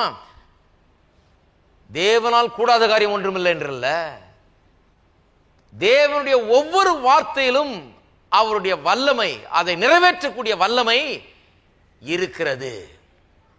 தேவன் சொல்லிட்டா அது நிறைவேற முடியாதுன்னு கிடையாது. ஏன்னா ஒவ்வொரு வார்த்தையிலும் அதை நிறைவேற்றக்கூடிய வல்லமையை தேவன் வைத்திருக்கிறார். அப்ப பாருங்க, அப்பதான் வார்த்தை ரொம்ப முக்கியம். அதனாலதான் இந்த வார்த்தைகள் ரொம்ப முக்கியம். எந்த வார்த்தைகள்? நானே உன் பரிகாரியாகிய கர்த்தர் என்கிற வார்த்தைகள் ரொம்ப முக்கியம். அவரின் அக்கிரமங்களை எல்லாம் மன்னித்து நோய்களை எல்லாம் குணமாக்கினார் என்கிற வார்த்தை ரொம்ப முக்கியம். அந்த வார்த்தை ரொம்ப முக்கியம். ஏன் அந்த வார்த்தை முக்கியம்? அந்த வார்த்தைக்குள்ளதான் வல்லமையை வச்சிருக்கிறாரு. என்ன வல்லமைய? அந்த வார்த்தை என்ன சொல்லுகிறதோ அதை நிறைவேற்றக்கூடிய வல்லமை ஒவ்வொரு வார்த்தைக்குள்ளாகவும் இருக்கிறது. அதனால்தான் வார்த்தை புறப்பட்டு வந்துச்சுன்னா நிச்சயமா அது வேலையை செய்யும். தேவனாகிய கர்த்தரை நினைப்பாயாக, அவரே உனக்கு ஐஸ்வரியத்தை சம்பாதிக்க பலனை கொடுக்கிறவர். அந்த வார்த்தை முக்கியம். ஐஸ்வரியத்தை சம்பாதிக்க பலனை கொடுக்கிறவர் என்கிற வார்த்தை முக்கியம். கர்த்தரின் ஆசீர்வாதமே ஐஸ்வரியத்தை தரும். இந்த வார்த்தை முக்கியம். ஏனென்றால் அந்த வார்த்தைக்குள்ள அது நிறைவேற்றக்கூடிய வல்லமையை வைத்திருக்கிறார். நீதிமானுடைய வீட்டிலே ஐஸ்வர்யம் தங்கும் என்று எழுதியிருக்கிறது. அந்த வார்த்தை முக்கியம். ஏனென்று சொன்னால் அந்த வார்த்தைக்குள்ள அது நிறைவேறுதலை வைத்திருக்கிறார், நிறைவேற்றக்கூடிய வல்லமையை வைத்திருக்கிறார். சரி, ஐந்தாவது, நீங்கள் தேவனுடைய வார்த்தையை ஜெபத்தில் உபயோகப்படுத்தும் போது, தேவன் இப்படி சொன்னார் அதை எடுத்து அப்படியே சொல்லும் போது ஜெபத்தில் நல்லா கவனிங்க, நீங்கள் தேவனுடைய வார்த்தையை அவரிடத்திற்கு திரும்ப அனுப்புகிறீர்கள். அதனால்தான் ஏசாயால என்ன சொல்லி இருக்குது, அது வெறுமையாய் திரும்பாது. எப்படி தேவனுடைய வார்த்தை கர்த்தரிடத்தில் திரும்புகிறது என்று எண்ணி பார்த்திருக்கிறீங்களா? யோசித்து பார்த்திருக்கீங்களா? என்னைக்காவது வெறுமையாய் திரும்பாது. எப்பங்க ரிட்டர்ன் ஆகுது கர்த்தரிடத்தில் வார்த்தை? அவர் அனுப்பிச்சிட்டார், வார்த்தையை நமக்கென்று அனுப்பிச்சிருக்கிறாரு, நம்மிடத்திற்கு அதை அனுப்பி இருக்கிறார். எப்பொழுதும் அந்த வார்த்தை அவரத்துக்கு திரும்ப போகிறது. நான் சொல்றேன் எப்போ திரும்ப போகுதுன்னு. நீங்க எப்போ அவர் அனுப்பின வார்த்தையை ஏற்றுக்கொண்டு விசுவாசித்து உள்ளத்தில் விதைத்து நீங்க ஜெபத்தில் வாயினால பேசும்போது அந்த வார்த்தை அவரிடத்துல திரும்புகிறது. நீங்க கேட்கலாம், என்னையா திரும்புறதுன்ட்டீங்க? அது அனுப்பினது வாய்க்காமல் திரும்பாதுன்னு இருக்குதே. அப்ப வாய்க்கிறதுக்கு முன்னால் நான் சொன்ன உடனே அது திரும்பிடுச்சுன்னா அது எப்படின்னு சொன்னா, நீங்க என்னைக்கு உள்ளத்துல விசுவாசித்து வாயில பேசிட்டீங்களோ கர்த்தரை பொறுத்த வரைக்கும் அது ஏற்கனவே நடந்து முடிந்தது போலதான். அவர் சொல்றாரு, வார்த்தை இடத்துல திரும்பிடுச்சு, அதனால வேலை ஆயிடுச்சுன்னு அர்த்தம். வாய்த்து விட்டது என்ற அர்த்தம். இருக்கீங்களா? இதெல்லாம் உன்னதமான கருத்துக்கள். இதையெல்லாம் உள்ளத்துல வைக்க வேண்டும். உள்ளத்துல என்றைக்கு ஒரு மனுஷன் வார்த்தையினால் நிரம்பி அதை விசுவாசித்து தன்னுடைய வாயினால் அதை அறிக்கை செய்கிறானோ கர்த்தரிடத்தில் அதை திரும்ப அனுப்புகிறான். He is returning the word to God himself and the word will not return void. அது வெறுமையாய் திரும்பாது. அது அவரிடத்தில் திரும்புதுன்னு சொன்னா உள்ள வேலையை நடத்திடுச்சுன்னு அர்த்தம். அப்ப அந்த வார்த்தை சொல்லுகிறது என்னுடைய வாழ்க்கையில நிச்சயமாய் நிறைவேறும் என்ற அர்த்தம்.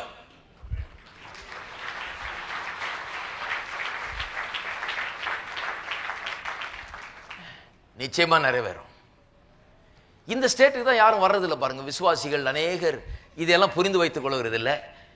நிறைய நேரத்தில் என்னத்தையோ நாம புராண கதைகளை பிரசங்கம் பண்ணிட்டு இருக்கிறோம். ஆவிக்குரிய சத்தியங்கள்னா இதுதான்.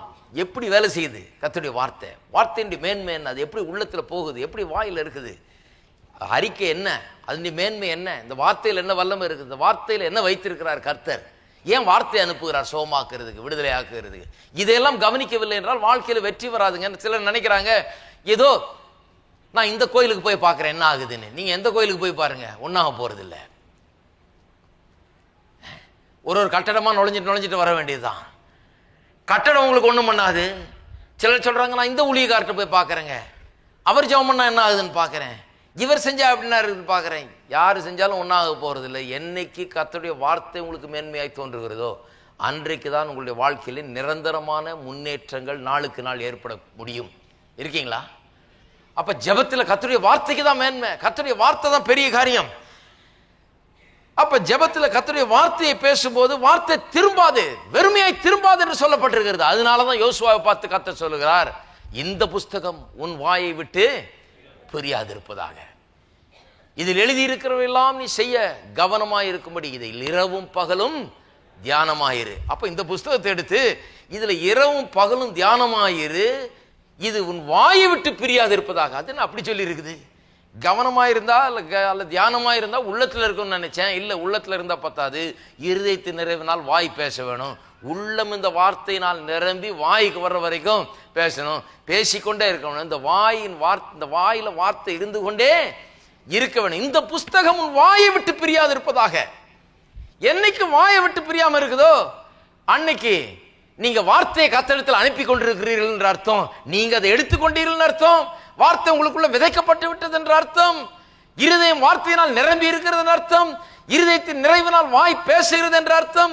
திரும்ப கர்த்தரிடத்தில் அதை அனுப்பி கொண்டிருக்கிறீர்கள். நிச்சயமா அது என்ன காரியத்துக்காக அனுப்பப்பட்டதோ அது நிச்சயமாக வாய்த்தே தீரும். அதனால தான் சொல்றாரு இந்த புஸ்தகம் வாயை விட்டு பிரியாது இருப்பதாக. ஞாயிற்றுக்கிழமை சாயங்காலங்களில் போயிட்டு வரேன் சக்சஸை பற்றி. இது சக்சஸ் புஸ்தகம். இது என்னை வெற்றிகரமானவனாக்குகிறது. எல்லாரும் சொல்லுங்க, இது என்னுடைய சக்சஸ் புஸ்தகம். சக்சஸ் புஸ்தகம்னு சொன்னா அப்ப இது இல்லாம யாரும் இருக்கக்கூடாது, இது இல்லாம கோயிலுக்கும் வரக்கூடாது. இருக்கீங்களா? இது இல்லாதவங்க முதல்ல வாங்குங்க. வேற எது இல்லைன்னாலும் பரவாயில்ல, இது கண்டிப்பா இருக்கணும். ஏன்னா இதை வச்சுதான் மீதியெல்லாம் வாங்க போறோம். இருக்கீங்களா? இதுலதான் வாக்கு தத்தங்கள் இருக்கிறது. இதுல தான் நீங்கள் பெற்றுக்கொள்ள விரும்புகிற அத்தனை காரியங்களை குறித்த வார்த்தைகள் இருக்கிறது.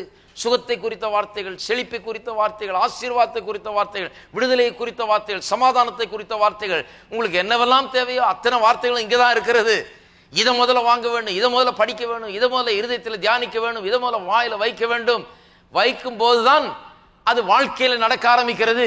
ஆகவே என்னங்க காசே இல்லையங்க, காசு இருக்கும்போது வாங்கலான் இருக்கிறேன் பைபிள. இல்ல இல்ல இல்ல, எதையாவது வித்தாது முதல்ல பைபிளை வாங்குங்க. ஏனென்று சொன்னால் இது இல்லாம வாழ்க்கையே கிடையாது. இதை எடுத்து இதை தியானித்து இதை வாயில வைக்கும் போது நான் சொல்லுகிறேன் எல்லாவற்றையும் பெற்றுக்கொள்ள முடியும். இதுதான் தேவனுடைய வார்த்தையினுடைய சத்தியம். அதனால தான் சொல்றாரு, இந்த புஸ்தகம் உன் வாயை விட்டு பிரியாது இருப்பதாக. இந்த புஸ்தகத்தினுடைய மேன்மை என்ன? இது ஃபுல்லா வாக்கு தத்தங்களால் நிறைந்திருக்கிறது, கர்த்தருடைய வார்த்தையால் நிறைந்திருக்கிறது. ஆகவேதான் இந்த புஸ்தகத்தை பிரசங்கிப்பதில் நான் பெருமைப்படுகிறேன். ஏனென்றால் மக்கள் ஏங்கிக் கொண்டிருக்கிற எல்லா அவர்களுக்கு தேவைப்படுகிற எல்லா காரியங்களும், அவர்கள் வேண்டிக் கொண்டிருக்கிற எல்லா காரியங்களும், அவர்கள் எனக்கு வேண்டும் என்று சொல்லுகிற அத்தனை காரியங்களும் இதுல இருக்கிறது. அதனாலதான் வந்து நான் இங்க கதை பேசிட்டு இருக்கல, அதனாலதான் வந்து வாரந்தோறும் வசனத்தை பிரசங்கிக்கிறேன்.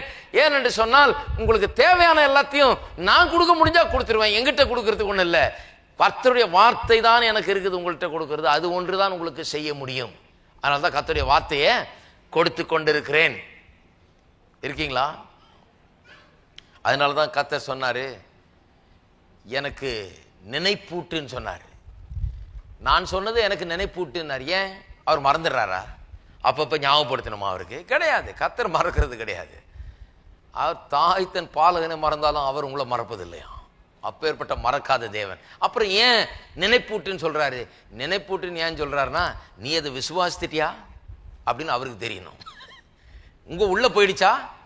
நீங்க அதை எந்த அளவுக்கு எடுத்துட்டு இருக்கிறீங்க? உங்க பிரச்சனையை பெருசா நினைக்கிறீங்களா? அவருடைய வாக்குத்தத்தத்தை பெருசா நினைக்கிறீங்களா? உங்களுடைய எண்ணங்கள், உங்களுடைய கண்கள் அவர் மீது இருக்கிறதா? அவரை நோக்கி இருக்கிறீர்களா? அவரை விசுவாசித்து இருக்கிறீர்களா? அவர்தான் உங்கள் பதில் என்று நினைக்கிறீர்களா? உங்களுடைய எதிர்பார்ப்பு அவர் மீது இருக்கிறதா? அதனால தான் சொல்றாரு, நீ என்னைக்கு ஆண்டவரே நீர் இப்படி சொன்னீரே அப்படின்னு நினைப்பூட்டுற போது என்ன அர்த்தமாகிறது? ஆண்டவரே நான் மற்றதை பற்றிலாம் ஒரி பண்ணல, நீர் இப்படி சொன்னீரே, அதை நீர் எப்ப செய்ய போகிறீர் அப்படின்னு தான் கேட்கிறேன். அப்படி கேட்கும் போது அது என்னத்தை கன்ஃபார்ம் பண்ணுது? கர்த்தர் சொன்னதை நான் எல்லாவற்றை விட பெருசா ஆக்கி விட்டேன் என்பதை எடுத்து காண்பிக்கிறது. அவர் மறந்துட்டார் என்னல்ல. சரி, அடுத்தது ஆறாவது, தேவனுடைய வார்த்தை அழிவில்லாத ஒரு விதையாய் இருக்கிறது. திருப்போம் 1 பேதுரு 1 அதிகாரத்துக்கு 23 வசனம். அழிவுள்ள வித்தினாலே அல்ல, என்றென்றைக்கும் நிற்கிறதும் ஜீவனுள்ளதுமான தேவ வசனமாகிய அழிவில்லாத வித்தினாலே மறுபடியும் ஜனிப்பிக்கப்பட்டீர்கள். தேவ வசனம் என்ன மாதிரி வித்து? அழிவுள்ள வித்து அல்ல, அழிவில்லாத வித்து ஆகிய தேவ வசனம். எல்லாரும் சொல்லுவோம் அழிவில்லாத வித்து. நான் சொல்லுகிறேன், அப்ப 6வது காரியம் என்ன? தேவனுடைய வார்த்தை அழிவில்லாத விதையா இருக்கிறதுனால, வித்தா இருக்கிறதுனால, விதையா இருக்கிறதுனால அது நிச்சயமாக விளைச்சலை உண்டு பண்ணும். அதை அழிக்கவே முடியாது. எந்த சக்தியும் அந்த வித்தை அழிக்கவே முடியவே முடியாது. அது நிச்சயமாக விளைச்சலை உண்டு பண்ணும் என்பதிலே சந்தேகமே கிடையாது.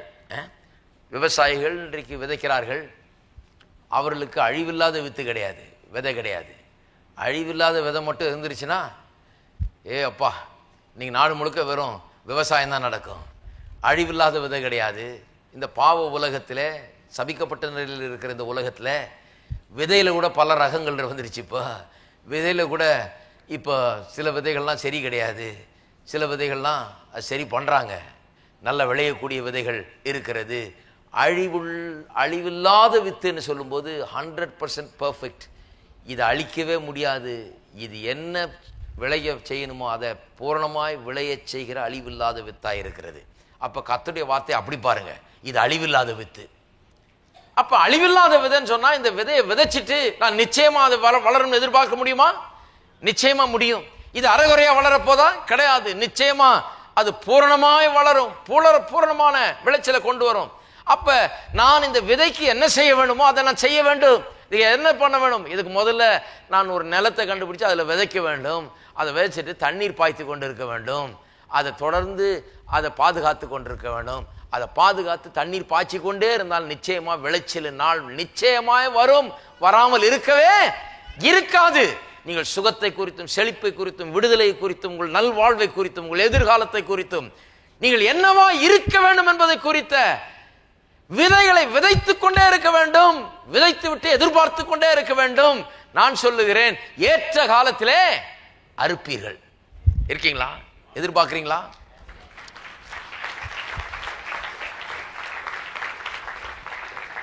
அப்ப ஆவிக்குரிய ஜீவியம்னா, ஆமாய்யா நான் வந்தேன்யா கோயிலுக்கு 2 வாரமா வந்தேன், ஒன்னும் ஆகலைங்க எனக்கு.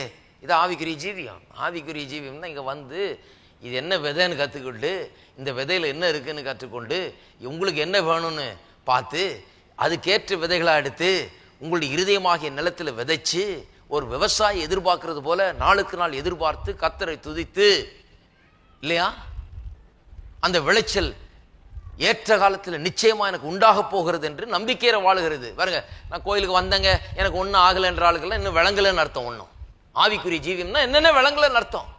எதுக்கு வர்றோம்? இந்த விதையை குறித்து அறிந்து கொள்வதற்கு, இதை எப்படி நம்முடைய இருதயத்தில் விதைப்பது என்பதை அறிந்து கொள்வதற்கு, எப்படி இதை தண்ணீர் பாய்ச்சுவது என்று அறிந்து கொள்வதற்கு, எப்படி இதை வளரச் செய்வது என்பதை புரிந்து கொள்வதற்காக வருகிறோம். நான் சொல்லுகிறேன், விளைச்சல் நிச்சயம் உண்டு. வந்து இதெல்லாம் புரிந்து கொண்டவர்கள் அப்படி பேசவே மாட்டாங்க. எப்படி பேசுவாங்க?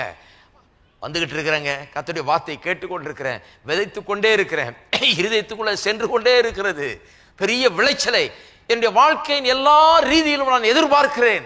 இதுக்காக விதைச்சிருக்கிறேன், அதுக்காக விதைச்சிருக்கேன். எதுக்காக விதைக்கிறீங்களோ அதுதான் விளைய போகுது. இருக்கீங்களா? ஒரு தோட்டம் இருக்குது, தக்காளி விதைக்கிறீங்க, மிளகா விதைக்கிறீங்க, அதை விதைக்கிறீங்க, இதை விதைக்கிறீங்க. நான் விவசாயி இல்லை, எனக்கு என்ன விதைக்கிறாங்கன்னு தெரியாது எனக்கு. ஆனால் இந்த விவசாயம் நல்லா பண்ணுவேன் நான். எனக்கு அதெல்லாம் ஒன்றும் விளங்காது. தக்காளி விதைக்கிறீங்க, அதை விதைக்கிறீங்க, எல்லாம் எதை விதைக்கிறீங்களோ அதுதான் விளைய போகுது. நான் தக்காளி விதைச்சேங்க, வெங்காயம் விதைச்சேங்க, அதை பண்ணுங்க இதை பண்ணுங்கன்னு சொல்லிட்டு கடைசியில் எனக்கு உருளைக்கிழங்கு வரலங்கன்னா, உருளைக்கிழங்கு விதைச்சிங்களா? எதை விதைச்சா அதை தான் வரும். அதனால தான் கிறிஸ்தவர்கள் பாருங்க, சிலர்லாம் வந்து சில காரியங்களில் நல்லா இருப்பாங்க, பாவத்தை மேற்கொண்டு வெற்றிகரமான பரிசுத்த வாழ்க்கை வாழ்றது நிறைய கிறிஸ்தவங்க. அது ஏன்னா அதுக்காக விதைக்கிறாங்க, அதுக்காக வசனங்கள் எடுக்கிறாங்க, அதுக்காக உள்ளத்தில் வைக்கிறாங்க. உடைய வார்த்தை என்று உள்ளத்திலே மறைத்து வைத்தேன், நான் பாவம் செய்யாது இருக்கும்படி உடைய வார்த்தை என்று உள்ளத்திலே மறைத்து வைத்தேன்னு சொல்லுறாங்க சங்கீதக்காரன். அப்படி நிறைய கிறிஸ்தவங்க இன்னைக்கு இருக்காங்க தெரியுமா. அவங்க பரிசுத்தத்தில் வாழுகிறார்கள். ரொம்ப சந்தோஷம், நல்லது. ஒவ்வொரு விசுவாசியும் பரிசுத்தத்தில் வாழணும். ஆனா பரிசுத்தத்தில் வாழ்ந்து கொண்டு பட்டினியா வாழ முடியாது. ஹலோ, தமிழ் நல்லா வருது எனக்கு. இப்போ இன்னும் கொஞ்சம் நாள்ல கவிதை எழுத ஆரம்பிச்சிருவேன்னு நினைக்கிறேன். இதை வர வைக்கிறதுக்கு என்ன பாடுபட்டேன். பரிசுத்தத்தில் வாழ்ந்து பட்டினியா வாழ முடியாது. ஏன்னா நிறைய கிறிஸ்தவங்க இருக்காங்க, பரிசுத்தம் பரிசுத்தம் பரிசுத்தம் பேசுறாங்க, ஆனா வாழ்க்கை பூரா பட்டினி, பிள்ளை பட்டினி, பொண்டாட்டி பட்டினி, வீட்டில் பட்டினி, ஒன்றும் இல்லை எல்லாம். சில விசுவாசிங்க அப்படியே சொல்றாங்க பாருங்க, எல்லாம் அடிச்சட்டியில் சுரண்டா மாதிரி தான் பிரதர். கர்த்தர் எப்போ வருவார்னு காத்து கொண்டிருக்கிறேன். ஏசு இன்னைக்கோ நாளைக்கோ என்னைக்கோ வந்துடுவார். இவருக்காகவே வரணும் போல இருக்குது. ஏன்னா இவர் நாளைக்கு என்ன பண்ணுவாருன்னு தெரியல, அந்த நிலையில இருக்கிறாரு. அநேக விசுவாசிகள் ஊழியக்காரர்கள் இப்படிதான் இருக்காங்க. அவங்க சொல்றாங்க, நாளைக்கு ஆகாரம் எங்கிருந்து வருகிறதோ எனக்கு தெரியவில்லை பிரதர், எனக்கு தெரியும் எங்கிருந்து வரப்போகுதுன்னு. என்னை காக்கிற தேவன் உறங்குகிறதும் இல்லை தூங்குகிறதும் இல்லை. என்னுடைய குறைவுகள் எல்லாம் அவருடைய மகிமையின் ஐஸ்வர்யத்தின்படி சந்திக்கப்படுகிறது. அப்போ நான் நாளைக்கு சாப்பாடு எங்கிருந்து வருதுன்னு என் வாயில வரவே மாட்டேங்குது. அது என்னன்னு தெரியல, அடிச்சு போட்டாலும் எனக்கு வரவே வராது. என்னுடைய சாப்பாடு நாளைக்கு எங்கிருந்து வரப்போகிறது என்பதை நான் ஏற்கனவே அறிந்திருக்கிறேன். என் வாழ்நாள் முழுக்க எங்கிருந்து வரும் என்பதை அறிந்திருக்கிறேன். ஏனென்றால் வேதவசனம் சொல்லுது, வாழ்நாள் முழுவதும் நன்மையும் கிருபையும் மாத்திரம் உன்னை தொடரும்.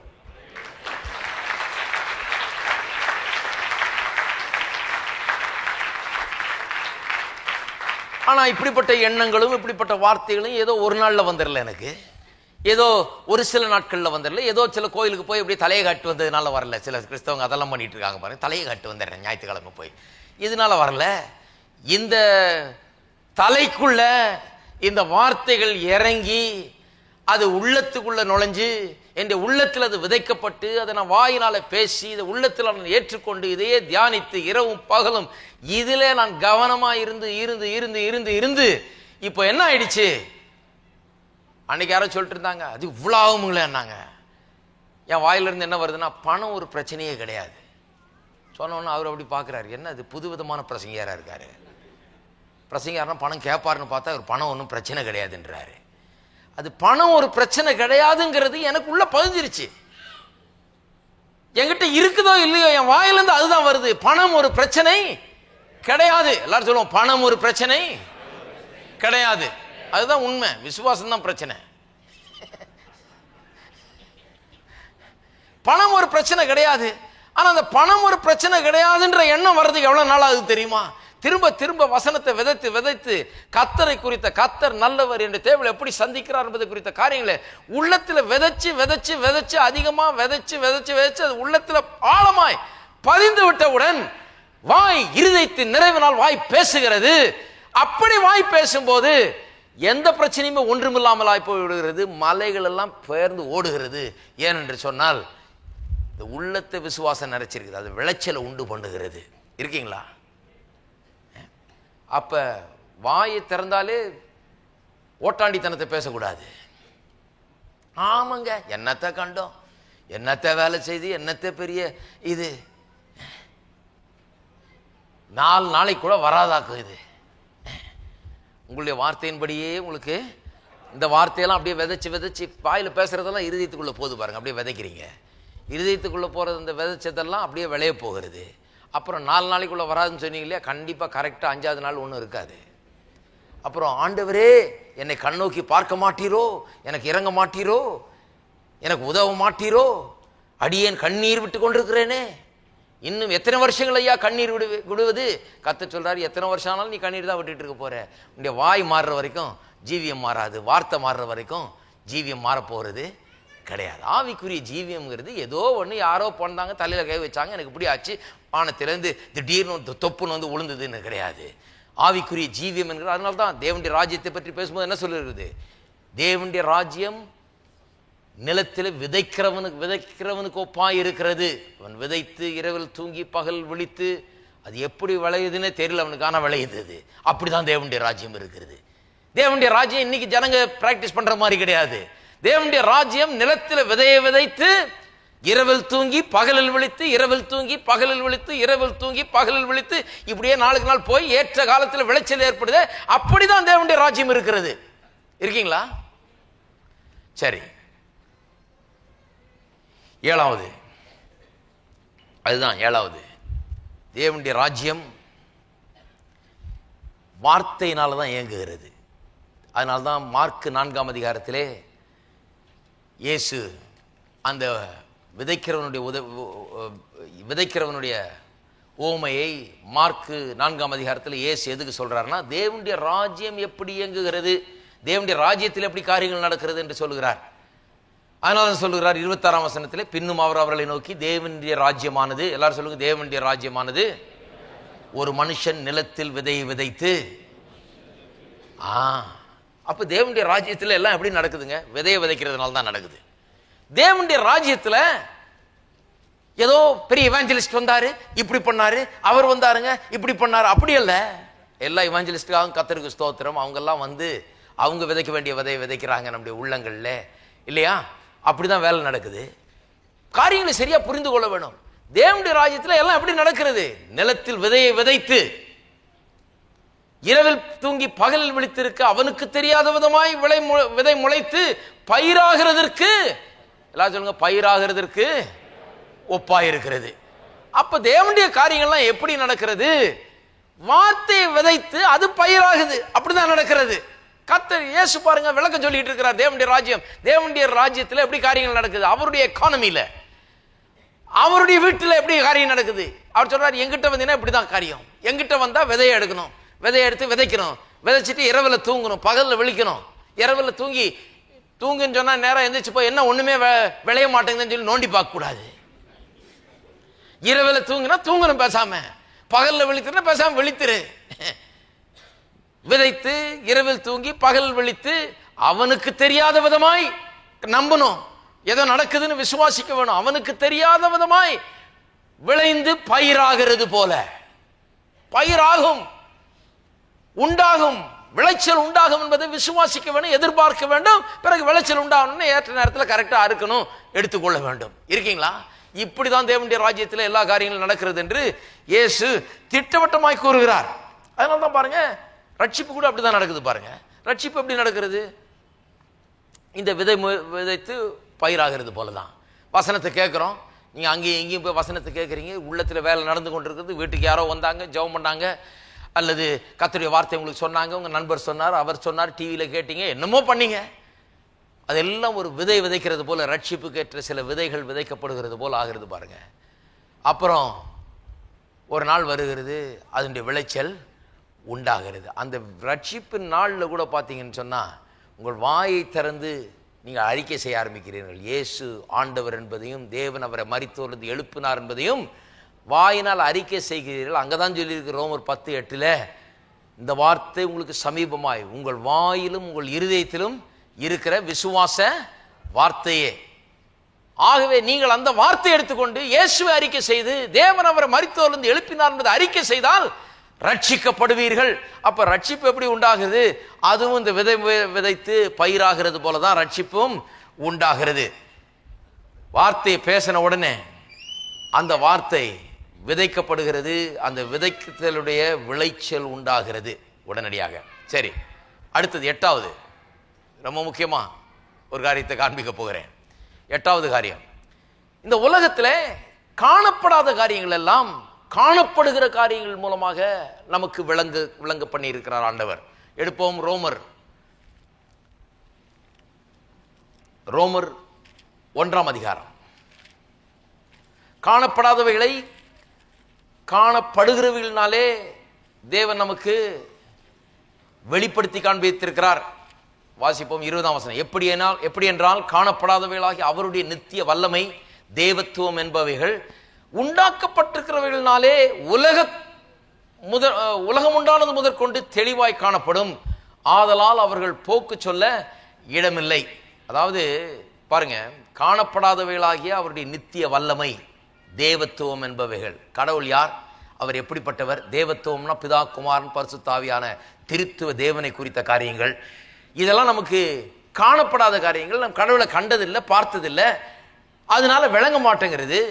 இப்படி தேவனுடைய நித்திய வல்லமையை விளங்கிக்க முடியல, தேவத்துவத்தை விளங்கிக் கொள்ள முடியல.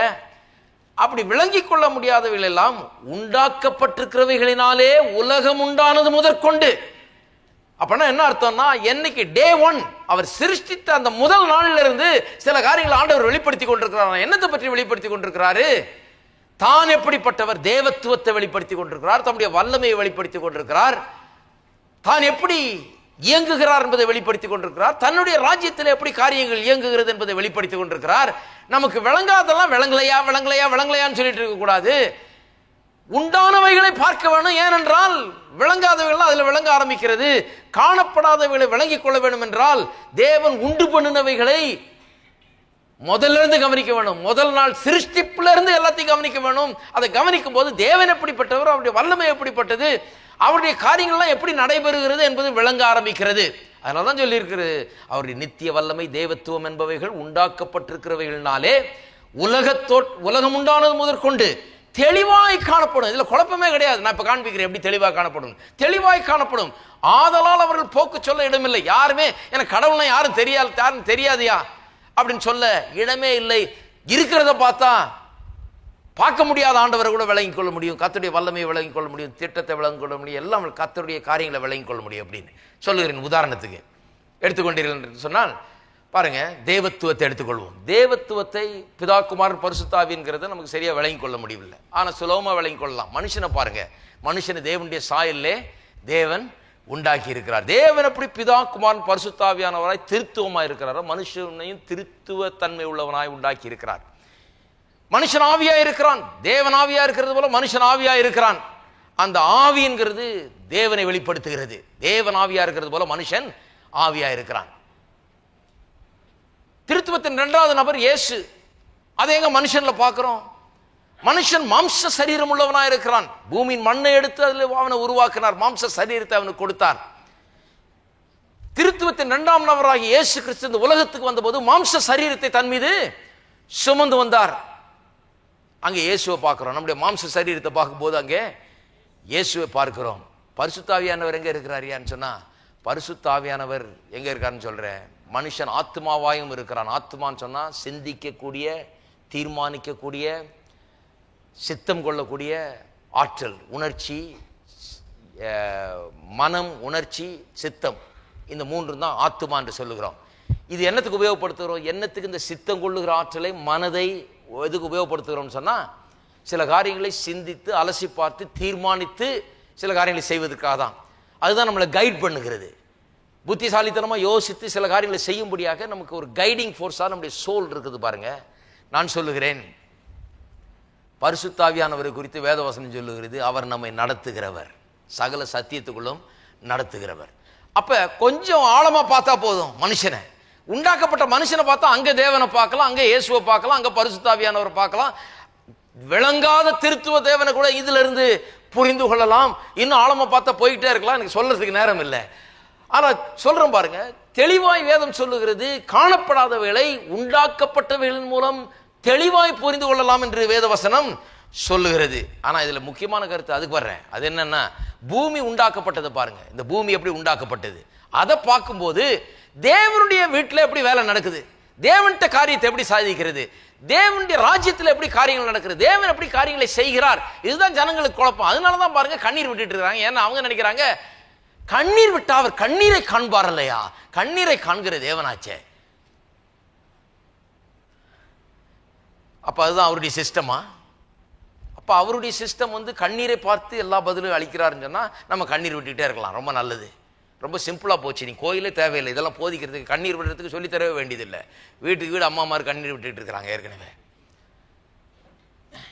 கண்ணீர் விடுறதுல வல்லவர்கள்.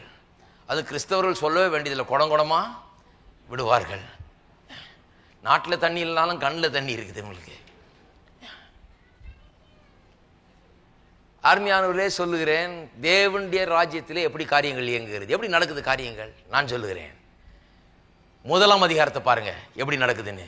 1ஆம் அதிகாரம் திருப்போம், 10ஆம் வசனம், 11ஆம் வசனம்.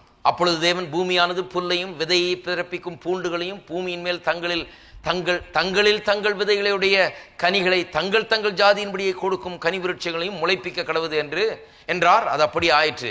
பூமியானது புல்லையும் தங்கள் தங்கள் ஜாதியின்படியே விதையை பிறப்பிக்கும் பூண்டுகளையும் தங்கள் தங்கள் ஜாதியின்படியே தங்கள் விதையுடைய கனிகளை கொடுக்கும் விருட்சங்களையும் முளைப்பித்தது. தேவனது நல்லது என்று கண்டார். இங்கே கவனிக்க வேண்டியது என்ன, அது தங்கள் தங்கள் ஜாதியின்படியே விளைவிக்கக்கூடிய விதைகளை உடைய கனிகளை தேவன் உண்டாக்கினாராம். தேவன் உண்டாக்கும் போதே எப்படி உண்டாக்குனார்னு பார்க்கணும்.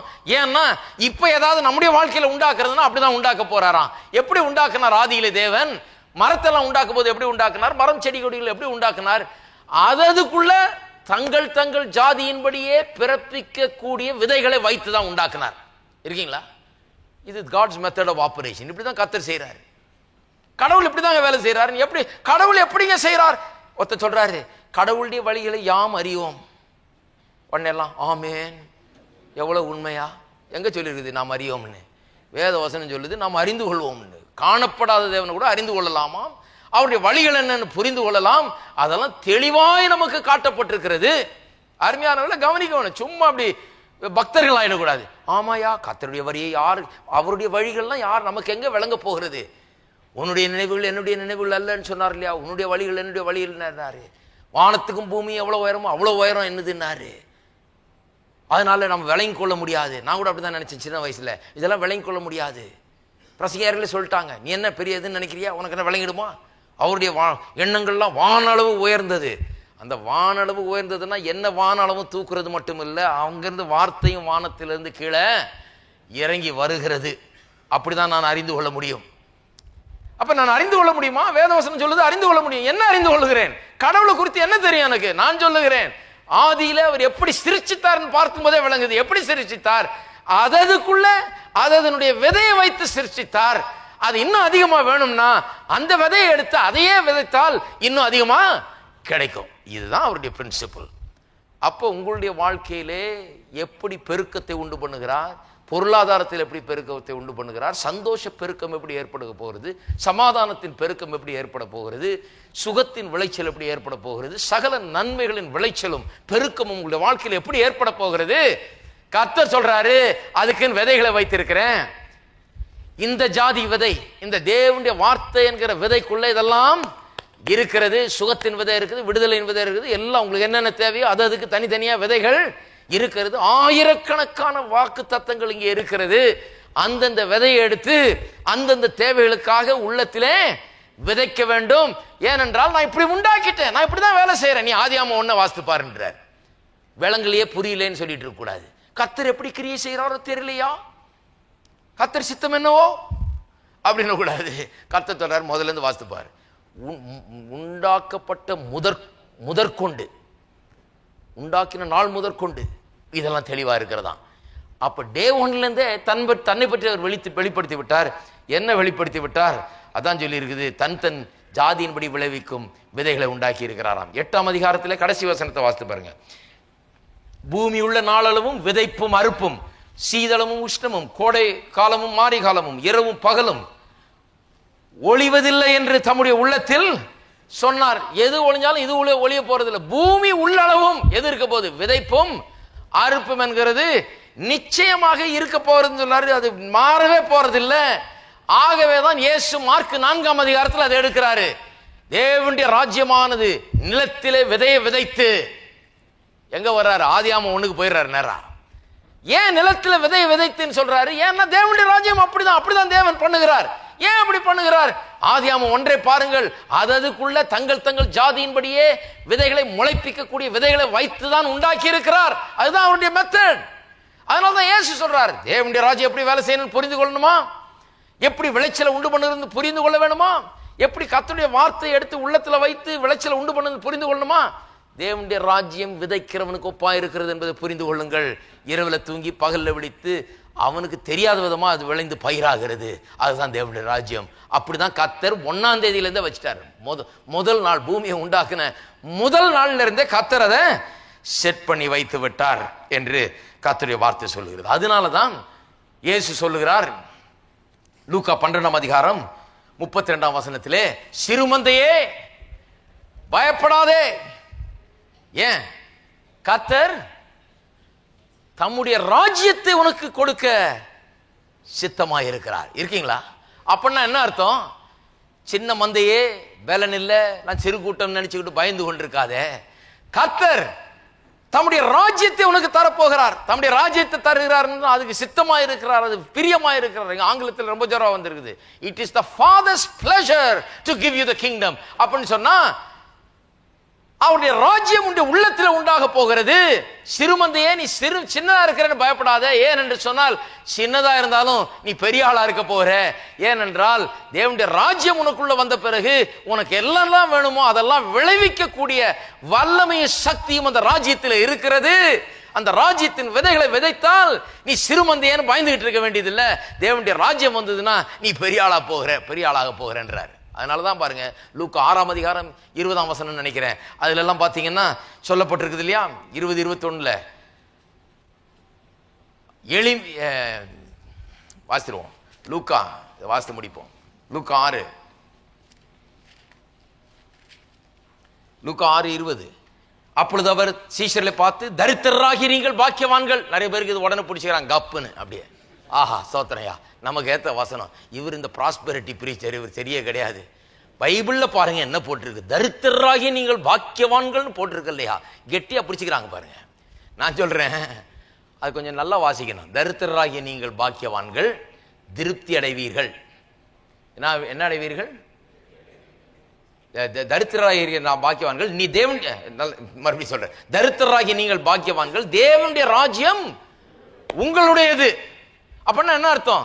தரித்திரரே நீங்கள் பாக்கியவான்கள். ஏன் பாக்கியவான்கள்? நீங்க தரித்திரரா இருக்கிறதுனால பாக்கியவான்கள் இல்ல. ஏன் பாக்கியவான்கள்னா, இப்ப தேவனுடைய ராஜ்யம் உங்களுக்குள்ளே வந்து விட்டது. தேவனுடைய ராஜ்யம் உங்களுக்கு அருகாமையில் இருக்கிறது. தேவனுடைய ராஜ்யம் உங்களுடையது. ஆகவே தரித்திரரே நீங்கள் பாக்கியவான்கள். ஏன் பாக்கியவான்கள்? இப்ப காரியங்கள் மாற முடியும். நீங்கள் ஏன் பாக்கியவான்கள்? இந்த தேவனுடைய ராஜ்யத்தில் விதைச்சா விளையும். அப்பேற்பட்ட ராஜ்யம் இது. தேவனுடைய ராஜ்யத்தின் விதைகள் வசனங்கள். அதை விதையுங்கள். விதைக்கும் போது என்ன விதைக்கிறீர்களோ அது விளைய போகிறது. தரித்திரரா இருக்கிறவர்களே நீங்கள் பாக்கியவான்கள். ஏன்னா தேவனுடைய ராஜ்யம் வந்துருச்சுன்னா செழிப்பின் வசனத்தை எடுத்து உள்ளத்துல விதைச்சிங்கன்னா நீங்களும் செழிப்பாக போகிறீர்கள். அதனால தான் பாக்கியவான்கள். ஹலோ,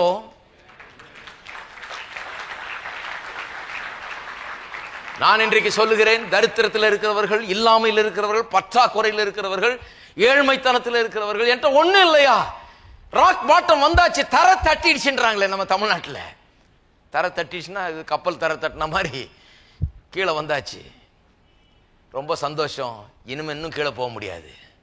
அதனால தான் ரொம்ப சந்தோஷம். இனிமே வந்தா மேலே தான் வரணும். தர தட்டினவங்களுக்கு சொல்லுகிறேன், அந்த தரையிலிருந்து அதில் பாதாளத்திலிருந்து கர்த்தர் உங்களை தூக்கும்படியாக தேவனுடைய ராஜ்யத்தை உங்களுக்குள்ள வைத்திருக்கிறார். கீழே கிடக்கிறீங்களா? நான் சொல்லுகிறேன், தேவனுடைய வார்த்தையின் விதைகளை உள்ளத்தில் விதையுங்கள். உள்ளத்தில் விதைக்க ஆரம்பிச்ச நாள்ல இருந்து மேல வர ஆரம்பிக்கும். உடனே ஒருவேளை கண்ணுக்கு தெரியாம இருக்கலாம், உடனே ரிசல்ட் வந்து கண்களுக்கு புலப்படாமல் இருக்கலாம். ஆனா அன்னையிலிருந்து மேல் நோக்கி பயணம் தான், ப்ரோக்ரஸ் தான், முன்னேற்றம் தான். ஏன் என்று சொன்னால் தேவனுடைய வார்த்தை அதை உள்ளத்துல விதைக்கும் போது உள்ளத்துல வேலை நடக்க ஆரம்பிக்கிறது. நீங்கள் நாளைக்கு என்னவா இருக்கிறீர்கள் நான் இன்னைக்கே தீர்க்க தரிசனம் சொல்ல முடியும். இதுக்கு ஒரு தீர்க்க தரிசிட்ட போக வேண்டியதில்லை. நீங்க, நான் கூட தீர்க்க தரிசி தான். நான் சொல்றேன்,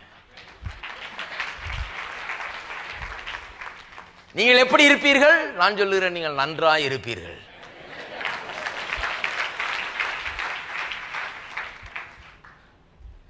பொருளாதாரத்தில் எப்படி இருப்பீர்கள்? ஐஸ்வர்யவான்களா இருப்பீர்கள். ஏன்னா எதை விதைக்கிறீர்களோ அதான் விளைய போகிறது. இது ஒன்று சிம்பிள்ங்க. அதனால தான் சொல்றாரு, தரித்திரரா இருக்கிறவர்களே நீங்கள் பாக்கியவான்கள். ஏன்னா தேவனுடைய ராஜ்யம் வந்துருச்சு. இப்போ காரியங்கள் மாறக்கூடிய நிலை வந்துருச்சு. இருதயத்தை பண்படுத்தி இருதயத்துக்குள்ள விதைத்து தேவனுடைய வார்த்தையை விதைக்கும் போது அது பிறப்பிக்கிறது. ஏன்னா கர்த்தர் இப்படி தான் வச்சிட்டாரு அப்படின்னு சொல்லுகிறார். அப்புறம் சொல்றாரு பாருங்க, பசியா இருக்கிற நீங்கள் பாக்கியவான்கள். ஏன் பசியா இருக்கிறதுனாலயா? பாருங்க, அறிவோடு வாசிக்கணும். வாசிக்கும் போது பசியா இருக்கிறதுனாலயா பாக்கியவான்கள்? கிடையாது. நீங்கள் திருப்தி அடைவீர்கள். ஏன்? எப்படி திருப்தி அடைவீர்கள்? தேவனுடைய ராஜ்யம் வந்துருச்சையா. இனிமே உங்கள் பசியை போக்குறதுக்கான விதைகளை விதையுங்கள்.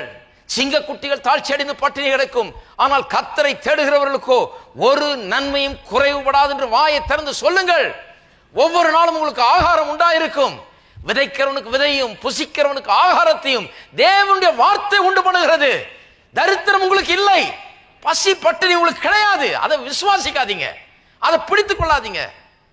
பிடிச்சிருக்கிற தரித்திரத்தை விரட்டுறதுல இருங்க. நீங்க போய் தரித்திரத்தை பிடிச்சு கொள்ள கூடாது. ஹலோ, அதை பேசும்போது எனக்கு அப்படியே ஆத்திரம் வருது. பிடிச்சிருக்கிற தரித்திரத்தை எப்படி விரட்டுறதுன்னு பாப்பீங்களா? இல்ல பிடிச்சிருக்கிற தரித்திரத்தை நீங்க கட்டி பிடிச்ச கூடாது. தரித்திரத்தை விரட்டுறதுக்கு தான் இங்க பிரசங்கம் பண்ணிட்டு இருக்கிறீங்க. பசி உங்களுக்கு கிடையாது. பசியா இருக்கிறவர்களே பாக்கியவான்கள். எல்லாரும் சொல்லுங்க, பசியா இருக்கிறவர்களே பாக்கியவான்கள். தரித்திரரே பாக்கியவான்கள். தேவனுடைய ராஜ்யம் விளைய செய்கிற ராஜ்யம்.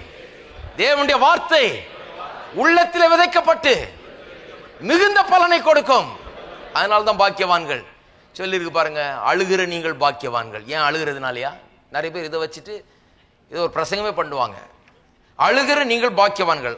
அதுக்கு மேல வாசிக்கிறது இல்லை. அழுகிற நீங்கள் கர்த்தர் சமூகத்தில் நாம் அழுது கொண்டு இருப்போம். இன்றைக்கு அழுகிற நீங்கள் பாக்கியவான்கள். எதுக்கு அழுகிற பாக்கியவான்கள்? இனி நகைப்பீர்கள். எழுதியிருக்கா இல்லையா? ஏன் இனி எப்படி நகைப்பீங்க? இனிமே விதைய விதைக்க போறீங்க. காரியங்கள் மாறப்போகிறது. இனிமே உங்களுடைய அழுகை கண்ணீர் மாறும். கண்ணீரெல்லாம் துடைக்கப்படும். துக்கமெல்லாம் சந்தோஷமாக மாறும். இருக்கீங்களா?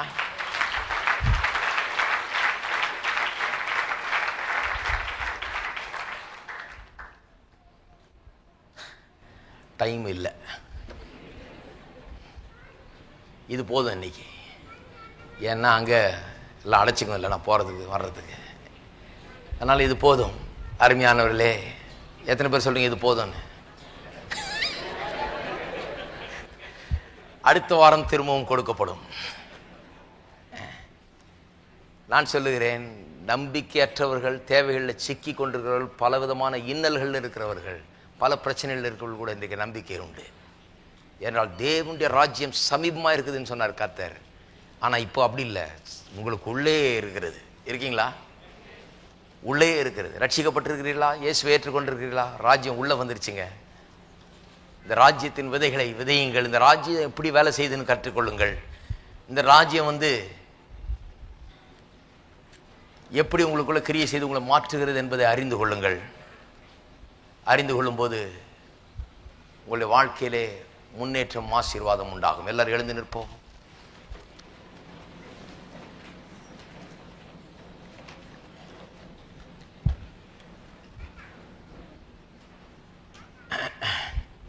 ஸ்தோத்திரம்.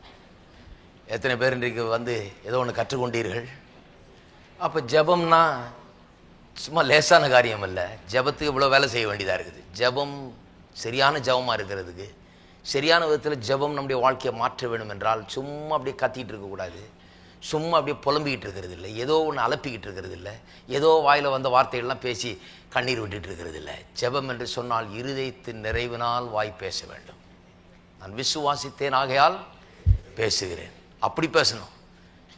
வாயிலிருந்து என்ன வருகிறது? கர்த்தருடைய வார்த்தை. கர்த்தாவே இப்படி சொல்லி இருக்கிறீரே, அப்படி சொல்லி இருக்கிறதே, இப்படி எழுதி இருக்கிறதே, இப்படி வாக்கு பண்ணி இருக்கிறீரே, நீ நல்லவரும் வல்லவருமாக இருக்கிறீரே, போதுமானவருக்கு மிகவும் அதிகமானவராக இருக்கிறீரே, உடைய வார்த்தையெல்லாம் நிறைவேற்ற நீ நல்லவரும் வல்லவருமாக இருக்கிறபடியால் நமக்கு ஸ்தோத்திரம். இதுதான் ஜெபம் பாருங்க. சும்மா வீண் அலப்பல் கிடையாது. அதில் தான் வெற்றி இருக்கிறது. நம்ம எல்லாரும் கரங்களை உயர்த்தி கர்த்தரை ஸ்தோத்திரிப்போம். ஸ்தோத்திரம். ஹல்லேலூயா. ஸ்தோத்திரம் கர்த்தாவே. துதிக்கிறோம், ஸ்தோத்தரிக்கிறோம், ஸ்தோத்தரிக்கிறோம் தேவனே. ஹல்லேலூயா. ஸ்தோத்திரம், ஸ்தோத்திரம் பிதாவே. எங்கள் அன்பின் பிதாவே, உம்மை துதிக்கிறோம், ஸ்தோத்தரிக்கிறோம். இந்த காலை வேளையிலே இந்த அருமையான மக்களுடைய வார்த்தையின் சத்தியத்தை கேட்டார்கள். சத்தியத்தை அறிவீர்கள், சத்தியம் விடுதலை ஆக்கும் என்று எழுதியிருக்கிறதே. மெய்யாகவே அநேகருக்கு விடுதலையின் நாளாக இருக்கிறபடியால் உமக்கு ஸ்தோத்திரம். அநேகருடைய வாழ்க்கையில் விடுதலையும் சமாதானம் சந்தோஷமும் இன்றைக்கு ஆரம்பமாகிறபடியால் உமக்கு ஸ்தோத்திரம் கர்த்தாவே. இன்றைக்கு அவளுடைய உள்ளங்களில் விதைகள் விதைக்கப்பட்டிருக்கிறது. இயேசுவின் நாமத்தினாலே பெரிய விளைச்சலை நாங்கள் எதிர்பார்க்கிறோம். சமாதானம், சந்தோஷம், சுகம், பலன், ஆரோக்கியம், விடுதலை, செழிப்பு, சகல ஆசீர்வாதத்தின் விளைச்சலையும் நாங்கள் இயேசுவின் நாமத்தில் எதிர்பார்க்கிறோம். அழியாத வித்து எங்களுக்கு உள்ளாய் சென்றிருக்கிறது கர்த்தாவே. தொடர்ந்து அவர்கள் அதை விதைக்கட்டும், தண்ணீர் பாய்ச்சட்டும் கர்த்தாவே. பெரிய காரியங்களை தங்களுடைய வாழ்க்கையில எதிர்பார்க்கட்டும் கர்த்தாவே. பிரச்சனைகளோடு வந்திருக்கிறவர்கள், தேவைகளோடு வந்திருக்கிறவர்கள் கூட கர்த்தாவே உம்முடைய ராஜ்யத்தின் காரியங்களை புரிந்து கொண்டு அறிந்து கொண்டு தங்களுடைய வாழ்க்கையை மாற்றக்கூடிய பணியிலே இன்று முதல் ஈடுபடட்டும் கர்த்தாவே. வார்த்தை மேன்மைப்படுத்துகிறவர்களாய், வார்த்தை உள்ளே வைக்கிறவர்களாய், வார்த்தை வாயில வைக்கிறவர்களாய், அதை பற்றி கொள்ளுகிறவர்களாய், உடைய வாக்கு தத்தத்தை எடுத்துக் கொள்ளுகிறவர்களாய் அவர்கள் வைத்தருள் கர்த்தாவே. சத்தியத்தை குறித்த வெளிப்பாடு உள்ளத்தை ஆட்கொள்ளட்டும்.